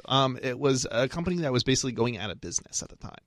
Apple was? Yeah. Oh, so wow. Apple almost collapsed entirely. I think they even they may have even filed for Chapter 11 bankruptcy or something like that. Well, the reason I bring it up is, no, it wasn't just Apple. I think Compaq also was like this. There were a couple of the PC manufacturers where if you ever tried to get into their computer, let's say you wanted to upgrade the memory. Let's say you wanted to put a new hard drive in or put a video card in or whatever it was you wanted to do. You couldn't get into these things. They had bizarre screw types, like not just a hex, but like some kind of, like there's Phillips head, there's flathead. Well, they had something else entirely. Yeah. And the average person wouldn't be able to go out to their garage and have one of these things. It was like a special type of screwdriver. That's right.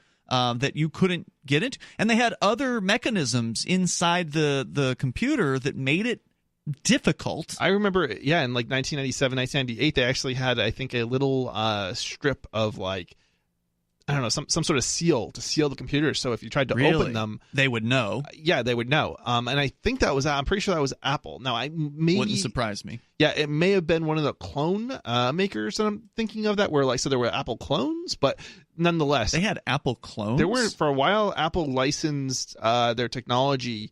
Yeah, I mean, again, this is a time period when Apple was in decline. Yeah, and they were desperate. I see. And because for the longest time, they, like these other computer companies, had this proprietary mindset of, we don't want to let anyone in our computer to fix it except our official licensed fixer people, technicians or whatever, right? You have to go to the official Apple people because they will charge you an arm and a leg. Yeah. You couldn't do it yourself. You couldn't just go to the average computer guy and have him do it. And that's exactly what they're aiming for now. Right, that's what I'm saying.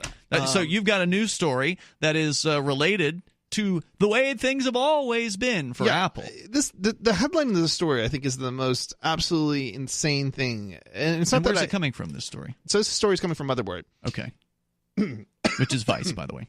Yeah. So Apple is telling lawmakers people will hurt themselves if they try to fix iPhones. Well, I was going to say, I've cut myself trying to fix a computer before. Like sometimes inside a computer, there's some sharp edges. Sometimes the metal is, you've cut yourself before, right? Like yes. So you could hurt yourself in that way. It's been a long, long time. It's not been since the 90s that I cut myself trying to open up a computer. And honestly, it would be pretty hard to do it with an iPhone because that's way different. I'm sure there's no metal rails with edges on them inside the iPhone. I mean. A circuit board. The absurdity of this is just a battery, a circuit board. Yeah. I mean, look, it's certainly true that you can potentially cause a dangerous situation to occur if you open your phone. What? It's not batteries can explode and stuff if you puncture a battery. Okay, yeah. But just opening the phone will not puncture the battery. Right. It's not. Well, no, but the thing is people, unless you use a drill. Okay, so they're trying to make the argument that your average individuals, but the problem is average individuals don't open up their devices. No way. It's technical people who open up the devices. Right. They know these things already. So the idea that, preventing them, going out of the way to prevent them is necessary for safety reasons is ridiculous. Look, sure. There's going to be people who do stupid stuff. There's people who are going to, intentionally, explode the battery and such. But they're going to do it whether or not, there's this law passes that requires Apple to provide parts to consumers. Now, that's basically the proposal. That's the proposal, and this is why I don't agree with this. It's not so much that I don't want to provide parts to my own customer. I have a company that competes with Apple, right? And we do want to provide parts and make sure that those computers continue to work. ThinkPenguin.com, right? ThinkPenguin.com. But the point is simply that you don't own another person, and it should be the market that decides this. If you don't want a company to have that kind of control over you, you should not be going with that company. You should be going with a different company. Correct. I mean, it's So, just to be clear, I saw a headline about this in Canada. Is this the Canadian version of this story, or is this a U.S. version? Because in Canada, apparently, there was a law that would force tech companies to provide parts to consumers. Let's read a little into this, because I'm not 100% sure, to be honest. And I don't think they should have to. This is the U.S. I think this is the U.S., but because apparently that law was defeated. Yeah, this is California specifically, actually. Okay. Yeah. Well, somebody made the same proposal in Canada recently. Okay. There was another headline that just came out recently about that. Very similar. Go ahead. Yeah, this is across the board. I think it's a lot of states. This is just California specifically. Actually, you know what? Before you get deeper in, let's talk to Ron. He's on the line in California. Okay, great. Ron, you're on Free Talk Live listening online. Go ahead. Yeah, appreciate it. I had a concern that Yes, I've been following. I work with student service projects, and they were looking at the vaping, the alternative to tobacco smoke. Yes, sir. And their realization was they found that the biggest distributor of the vaping products, who has 70% of the market, is out of San Francisco. Therefore, developed Juul. from a couple of guys out of Silicon Valley. Now, what does this do no harm? We have 27.7%, according to CDC, of high school and mid-school students in use of the product. And now they've found that younger kids who come near it, who are around it, and probably in ages down from 14, they get seizures from it. There's toxic substances that, yes, this is all a factor. I'm not saying one thing it isn't, because when working with students, you want facts only. And you're also talking about chemicals that are heated to a height to make the nicotine stronger so the individual has a high. Now, when you're talking about that many kids already there, they're already in promoting the next generation who follow the role models. These people that put this thing together put flavored products together. The company that just gave them last August $12 billion plus, that's 12 billion, not million, is a cigarette company who back in the 60s was one of the most successful child producers of sugar-flavored drinks, including Tang and others that are well-known, Kool-Aid and so forth. Now, these people merged together. Which company are you talking about? Pardon me? Which company produced Tang and also sold cigarettes? It's the largest manufacturer of vapor, these products. No. Hold on. You're talking about the Juul Corporation, right? The one that is based in San Francisco. That's the name of the company that has that marketplace, yes. Right. Now, you said they teamed up with the manufacturer of Tang and a cigarette company? That's a cigarette company. Philip Morris, the manufacturer, Philip Morris, got into producing the product Tang. They own the product. Yeah. Then when the market went a little bit slow after the space age movement, which put Tang out on the advertising, they went into specifically marketing children's sugar-flavored products. You do understand that different companies, a lot of companies target a heck of a lot of different markets, right? Like, a company is not exclusive necessarily to a particular thing. Like, for example, there are car companies that produce engines, but there's also car companies who produce other types of products. Car companies. We're talking about well, cars kill people too, dude. Flavored products. They merge together. Now, Dude, are you really trying to get on the air and argue against vaporizers? No, not at all. Well, what are you saying? The youth market having it. That's what I'm arguing against. That youth market was promoted because of you can't legally buy a vape juice in any store in America and be under the age of 18. So what are you talking about? What are you talking about? When did you have your first cigarette or your first beer, or when did the national... I think I had my first cigarette... 11 when I had my first beer. I was maybe 36, 35, something like that. Hang on, Ron. I'm going to bring you back here because he's actually seems to be against vaporizers. He's against youth use of vaporizers because he wants them to smoke cigarettes, I think. Wait, is that what he's arguing? Well, we'll let him say it for himself. Coming up.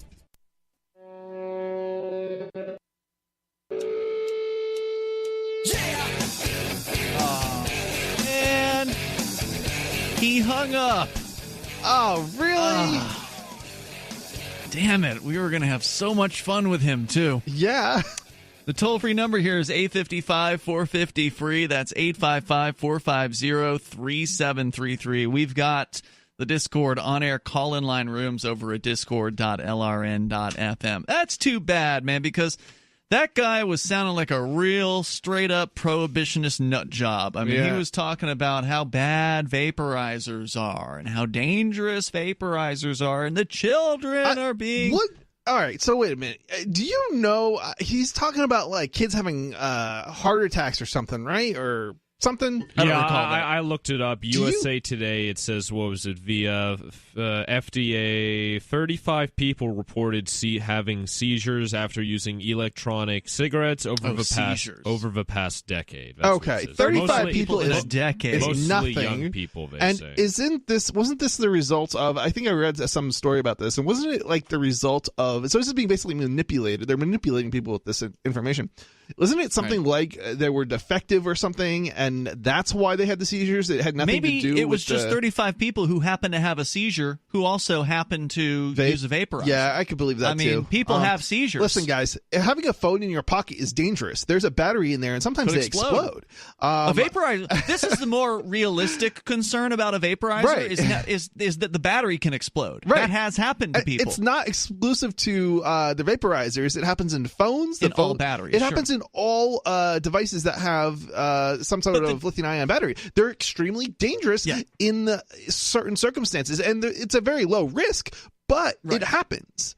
Yeah, and it's true. The phone could explode while it was near your face, but the odds are the vaporizer usually work like that. They'll usually, you'll know, because they get warm. They get really hot. Yeah, and then they like catch on fire, and like it doesn't happen the way, it doesn't just explode. Like, something's going on when these phones or devices catch on fire. Now, I imagine a vaporizer exploding could be a little more damaging because you've got it in your mouth at the time. It could blow your jaw off or something like that. Maybe, but that's or whatever. assuming that like you don't realize it's about to explode. Like, I mean, if it's getting warm, I mean, there's some videos of people if it's getting it's usually warm, with a mod or something. They mod? Yeah, if they modify it, they put some sort of part or something. Oh, really? Yeah, I mean, I've heard stories. I've never seen it happen. There's some cheap ones out there too that are probably not that safe, but listen, the way this works is something like they tend to start to get warm and such. Basically, if you have any kind of device and it's getting warm, like really warm, and there's a chemical reaction probably happening in there, and look out. There's a good chance it's going to catch fire, and that's a threat, and you're not going to be able to put it out. You want to get that, whatever that device is, outside where it's not going to burn anything. Because it could catch on fire. It could catch the couch on fire, your floors on fire, whatever. It can't be put out. Water will actually make it worse. That's an interesting detail, Vincent, because I've heard of these stories where people's vaporizers have blown up, and it's like, oh man, that's a bummer. But if they're actually fiddling around with their vaporizer and modifying it in ways, if that's happening. Now, how many times that happens when they blow up, we don't know. I mean, how many people do it in the first place? It's not. Listen, it's not that common. It's a very rare thing. We're talking about out of millions of vaporizers, right? It's basically this is FUD. It's fear, uncertainty, doubt. Okay, right. They're creating this concern that there's some risk here. There's no risk of significance here.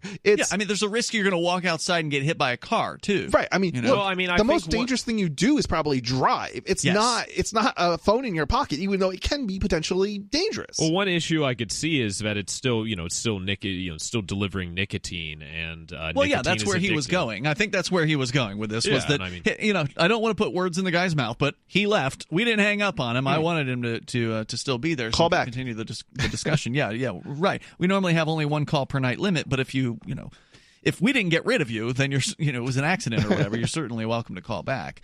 But the idea is, nicotine bad, children flavored vape. Flavors. That the idea is the flavors are marketing towards children. The suggestion is that adults don't like flavors. That adults would only want to use something ridiculous. That's unflavored. This is like saying I don't like sugar anymore, or I don't like to drink soda because you're in your 30s. I'm an adult, right? Because I'm in my 30s. I don't know. This is just how do people come up with this? And I guess they're not thinking. They're emotional. Like they're reacting to emotions. They want to protect the children. Producing bits that they hear from others, propaganda, I think is what it comes down to. And it's probably likely, the humorous thing about this is it's often competing industries or established industries like the cigarette industry pushing this kind of propaganda. Well, now, the claim that he made was, or at least one of the claims he made was true. Apparently, Altria, which is the, I believe, parent company of Philip Morris, if I don't have that backwards or whatever, Altria did buy 35% stake in Juul. Now, Juul is the very popular what they call nicotine salts. Yeah. So unlike some vaporizers where it's some form of fluid nicotine, these nicotine salts are a even more concentrated form of nicotine, which means that and this is a good thing. Okay, now the people that hate nicotine are going to hate on it no matter what. They're going to say, oh my God, more nicotine, bad. But it's a good thing because it gets people who are cigarette smokers to quit smoking cigarettes. I submit to you the example of Chris Reitman. He is our Thursday night co-host. And if you've ever hosted a show with Chris Reitman, you know that on the hour, he always gets up, goes outside, and smokes a cigarette. and he was frequently going out outside of his business. He's frequently outside smoking cigarettes because don't want to smoke inside. And he got turned on to these nicotine salt devices. Now, Juul isn't the only company that does this. There are competitors, and I imagine they offer their products for less. And this works for him. He's tried vaporizers before, and they haven't. There's like a certain feeling, there's a certain throat hit, I think they call it, or whatever, that the cigarette smokers are looking for.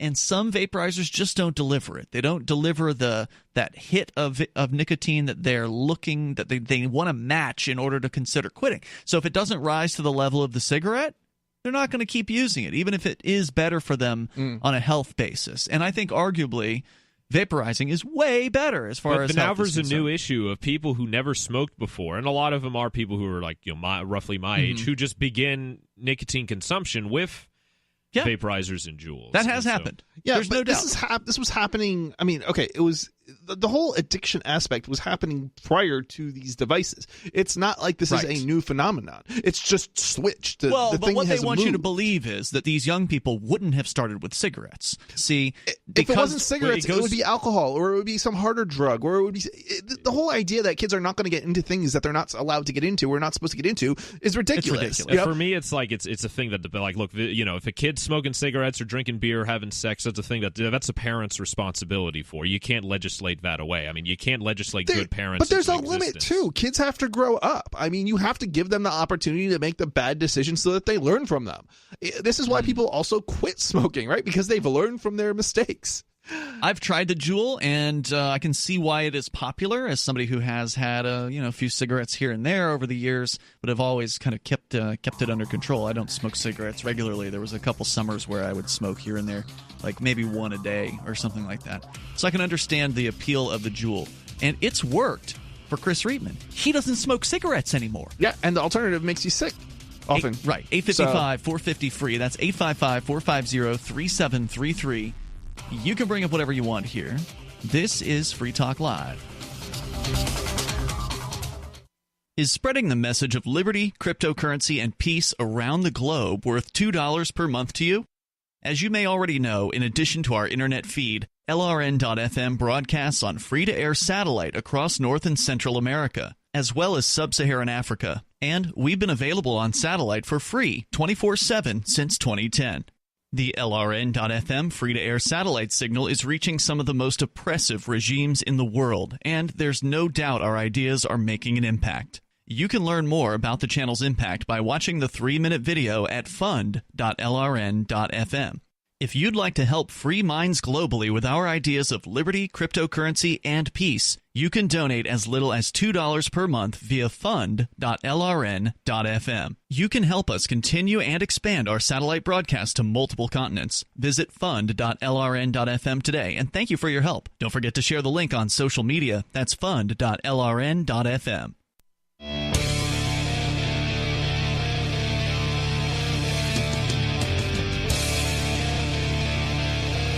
It's Free Talk Live. You can dial in toll free. Bring up whatever you want. Our number is 855-450-FREE. That's 855-450-3733. Joining you in the studio tonight, it's Ian. It's Vincent. And Chris. We've also got the Discord on-air call-in line rooms over at discord.lrn.fm, so be sure you jump into those. And, of course, you can also interact with other Free Talk Live listeners on that Discord server. It's free.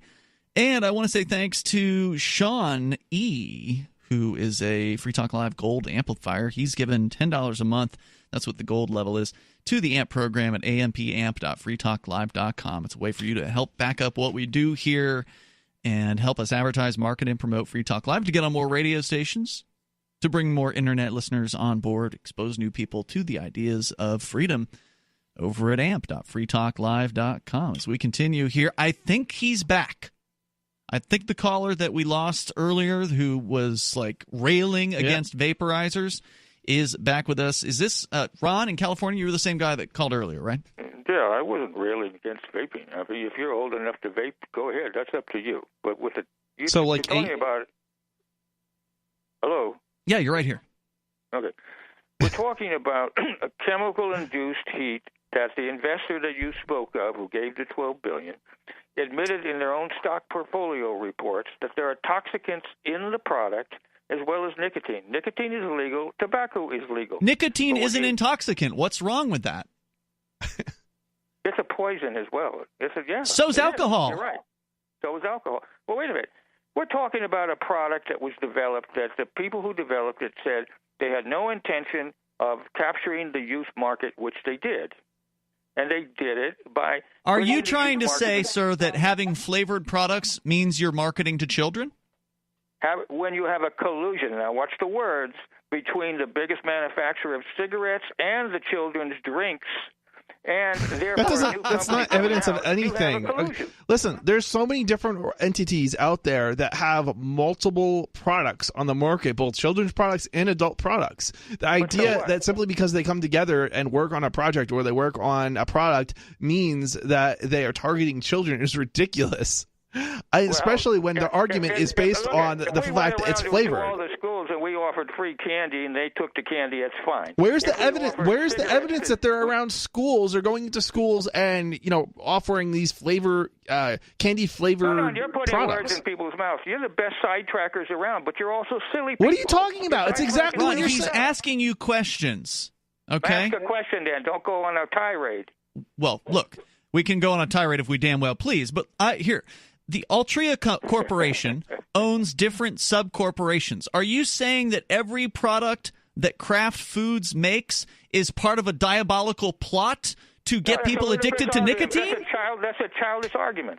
That's the argument you just made. Argument, not me. Didn't you just say, maybe I misunderstood you, so we'll give you a chance here to correct what you said or correct our understanding of it. Didn't you just say that Altria, the group that invested in the billions of dollars, 12 billion you cited, it was actually 12.8, in Juul, that they also owned Tang and other children's food products, right? Oh, yeah, that's what I said. And weren't you suggesting that was part of some sort of... Out there, doesn't? Huh?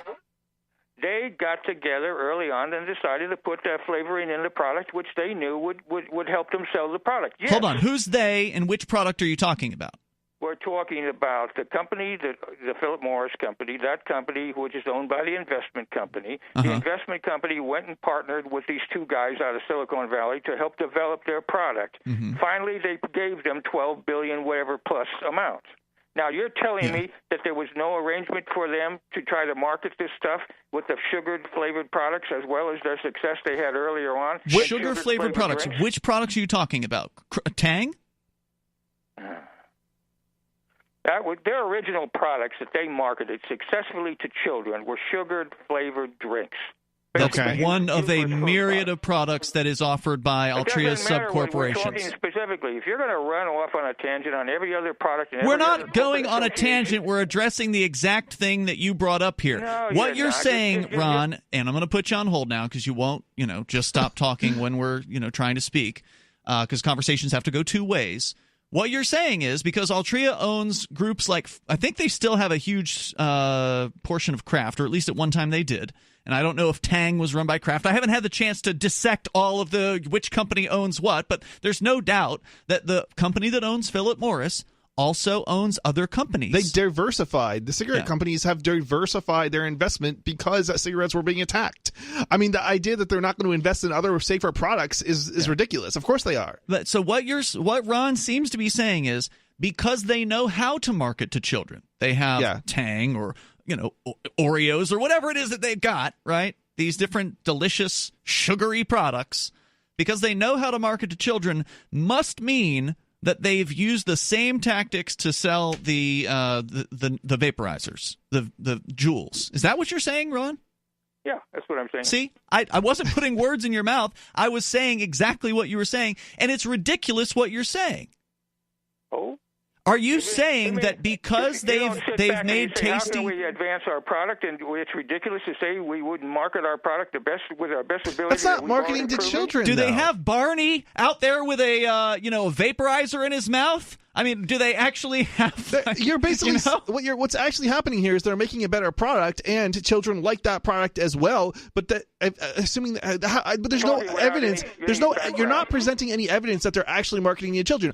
Are they marketing in schools? I mean, that would be evidence that they're marketing to children. Like, do they have posters in schools? Why don't you look online and look at the advertisement they've had and the packaging they've had for these kinds of products?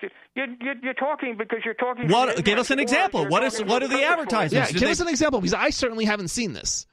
Well, then you better look online and get yourself educated. Watch television. I don't know what advertisements contain. You sound like you've seen one of them. So give me an example. I've seen many of them. Why don't you look under CDC and find We don't have a computer in front of us. I've got a computer. I'm just not going to sit around and do all the research when I've got you on the phone. You sound like you have seen one of these ads. You're making the claim they're marketing to children. Give us some examples of what you've seen. Give us the worst ad. Look on CDC. Okay, goodbye. We can't have a conversation with this guy. So I looked. This is Business Insider. I just typed in Juul advertising, and a lot of the it's like young people. It's a lot of young people in their advertising. I mean, well, of course, these are market adults. segment. These aren't even like children. They're not doing 8-year-olds. Well, I mean, a few years ago they wouldn't have been considered adults. They would have been considered people dressed up in kids' clothes. But apparently, that's what people my age dress up like now. Really? Is this a kindergarten classroom that we're talking about here, or are we talking about college age No, I'm people? saying, very young people in that. This is like teenagers, like older teenagers. Yes. Like ones that are legally able to purchase probably nicotine 18 products. to 21. Yeah. And what are they doing in this these advertisements? Vaping. They're just like standing around partying, looking cool. Party. It's the positive images. There's not a whole lot of products that market themselves with old people in them. They usually, and if they do, they usually are still like young looking. Sure. So the idea that you're going to put somebody who is older in your commercials it sounds absurd to me. Of course you're going to go after the younger people. I mean, the banks don't.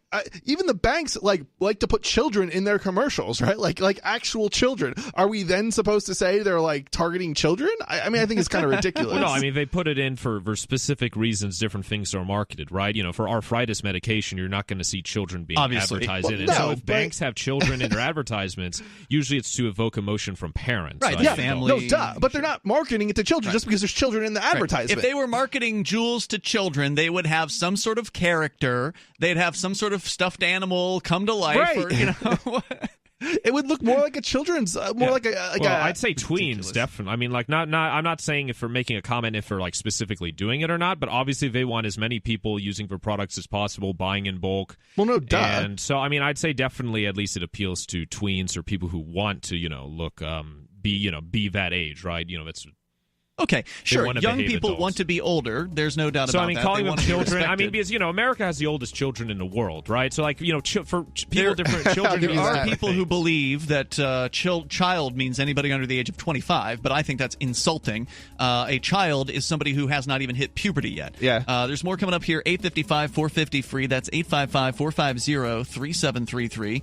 If you are a prohibitionist, we want to hear from you. It's Free Talk Live.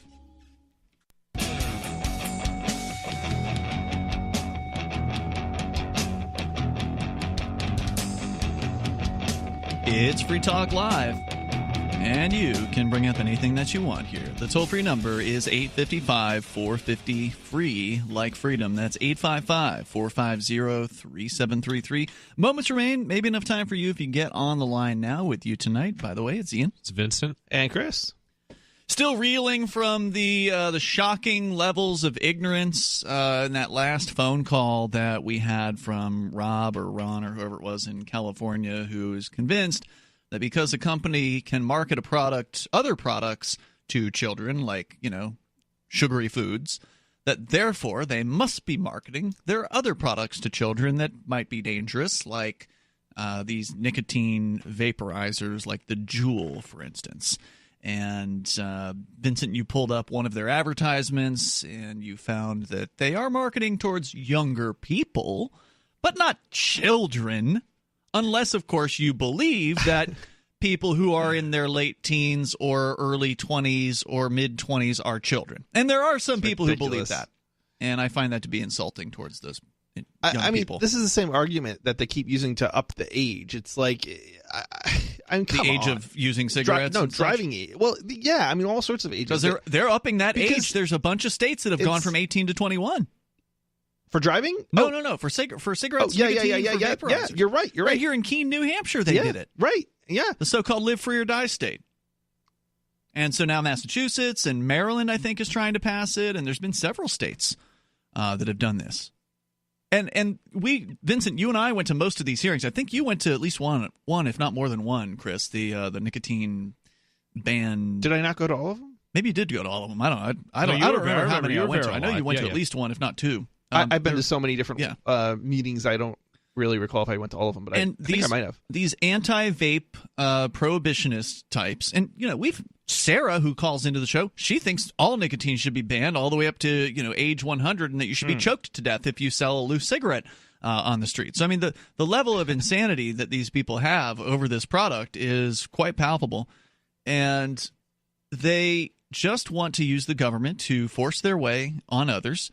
Because it's for the children. They believe it is for the best of the children. Everyone should be prohibited from doing a thing, because if we prohibit everyone from doing it, that'll stop the kids from getting their hands on it, right? Just like kids can't get their hands on marijuana.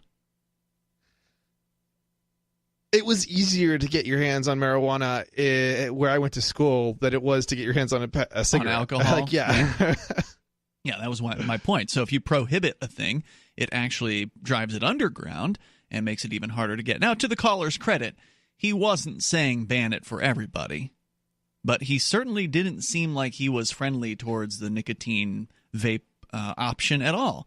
When everyone who I know who is a vape user of nicotine, I know, Vincent, you cited there are people who've started using nicotine because they started on vaping, and I don't deny those people exist. Okay, they must exist. They're probably a very small portion, but they do exist. That would be irrational to think that nobody ever started with it. There's many on campus. Like, there's a lot on campus, or at least for very noticeable. What portion of people who actually did a study are nicotine users started as a vape user? That's what I'd like to know. Because everybody I know who vapes used to be a cigarette smoker. But you're also amongst mostly older individuals. I mean, there's two of them in the house right now. Yeah, that's true. My ex-girlfriend is here. She's visiting, and her boyfriend. But she's not that young anymore either. She's always 14. I don't know what you're talking about. Wow. The stuff you shouldn't say on air. They're former cigarette users who are now on vape. And then, you got Chris Riedman, who's our co-host, who used to have a real, I would say bad cigarette habit. He was doing probably close to 2 packs a day. I mean, cranking through cigarettes all day long. Now, not only is he likely saving his lungs to some extent. Now, I'm not saying it's good to vape. Not only is it likely that he's saving his lungs, but he's also saving a significant amount of money. He bought some little juice bottle, little nicotine juice thing, and it's literally lasted him for weeks. And he paid $18 or $20 for it. Whereas 1 pack of cigarettes is going to run you, depending on what state you're in, right? Like New York City, it's going to be $13, $10. 1 pack of cigarettes around here, $6, $7. So, for the price of 2 or 3 packs of cigarettes, which would have been 1 day or 2 days worth of smoking, he's been vaping basically the whole month. I'm curious what the taxes are on it relative to cigarettes. I would suggest they are lower because I don't think they have specific taxes. I wonder if there is some incentive here, and maybe why they're being harsh on vaping is because they're not getting the money, right? These are statists. I mean, they're people who want more government. They want them to be, they want to control other people. Let's go to the phones. Your calls and thoughts. We have David calling us from San Francisco. David, you're on Free Talk Live. Go ahead. Yeah, well, it's interesting hearing you talking about that. You were talking, for example, the marketing to children. Mm-hmm. Tobacco. I'm trying to think when Christopher Columbus, you remember he came over here 3 or 4 times, and finally when one of his sailors got back to Spain with tobacco, he was smoking in downtown, wherever, Lisbon or someplace or another, and he exhaled executed him as a witch. It was amazing. So, wow. Tobacco has been a major industry for, 400 and something years? 500 years, let's say. Sure. And so the idea that it's not just tobacco, I was kind of interested in, you were talking about whether or not it was a conflict of interest for the company to be selling it to children. I found it a second conflict of interest, marketing to children. Okay. But whether or not they actually, when you started at the end of the last hour, you were talking about the company's actual name, right, and their financial holdings, and it showed that they were R.J. Reynolds, even though it was like a holding company that I thought it was owned Philip R.J. Morris. Reynolds. Oh, yeah, okay, Philip Morris, as well as the holding company also bought the Tang and the sugar company. Uh-huh. You're talking about Altria? You're talking about Altria. That's the company. I guess it was. Mm-hmm. Yeah, I wasn't familiar with the name. But the idea that if a tobacco company had made millions of dollars for 500 years, or, tobacco in general for 500 years, now they want to make money from the vaping, which is being sold as a remediation, get off cigarettes by going over to vaping. Yeah. Wait, hold on. The cigarette companies have come out against vaping because they don't have competitive products. They actually created bad products intentionally because they want to somehow undermine the whole vaping market. Well, but but that may be the case, or maybe it was. But yeah, maybe you missed the detail, Chris. But Altria did invest in Juul, which is that's sort of one of the main points of the last caller. Which was successful, right, Juul? Juul is the apparently the number one vaping product. Okay, so I don't know if they failed at undermining the vaping market, and that's why they got into it. But I know at one point they were. They were threatened. The industry was threatened by it. They were threatened by it. But then they realized that they better embrace the change, and they started to make their own vape-related products. And now this other company said, "Wow, well, this company is really good. What they did over here, so we're going to make that happen." Yeah, it makes sense that they bought a better company. That conflict of interest, put the hairs on the back of my neck to go up. I'm being told there's no tax online, by the way, on these good point. E-juice things. Sorry, David, go ahead. Yeah, well, and then the other thing, and this is at least, I think it goes all the way back to when Obama was president. I was watching C-SPAN one day, and they were talking about whether or not Social Security was strong and what they could do to strengthen Social Security. And Mitch McConnell came on, and he said, I don't mind if they have cigarettes because it'll just kill them earlier, and that'll make Social Security all the stronger. And so, if the lead Republican senator, the guy that's in charge he's the president of the U.S. Senate, feels that way about American citizens, that they can smoke or they can consume things that'll kill them early so it'll balance the budget. That's where that doesn't have anything to do with the Republicans. The people running government health care systems want people to die so they don't have to give them coverage. Says who? Says anybody that's ever looked at a death panel. The VA, yeah. Death panel? Yeah. You're sounding conspiracy-minded. This is not a conspiracy. Go look at the socialist medicine countries. It does sound like a conspiracy, but I would be interested in hearing. It's just saying a theory. It's actually happening. There's these groups of people. It's not even necessarily done in secret. When you go to the government and you say, cover my thing that's wrong with me, they don't have to guarantee they're going to give you the coverage. If you're too old, they're like, we're not going to give you a heart replacement. You're 80 years old. You're like, well, I paid into my whole life. Well, they're like, screw you. We don't care. We're the government. Have a nice day. We'll see you tomorrow. FreeTalkLive.com. Oh, yeah. Some of you asked, and now we've delivered. LRN.FM's live Keene, New Hampshire studio shows are now streamed in HD on Twitch. Visit our channel at twitch.lrn.fm and give it a follow. If you have Amazon Prime, you get one free subscription on Twitch. If you use it on our channel, Twitch will give LRN.FM a monthly piece of your Prime subscription cost. So please watch, follow, share, and subscribe to twitch.lrn.fm. That's twitch.lrn.fm.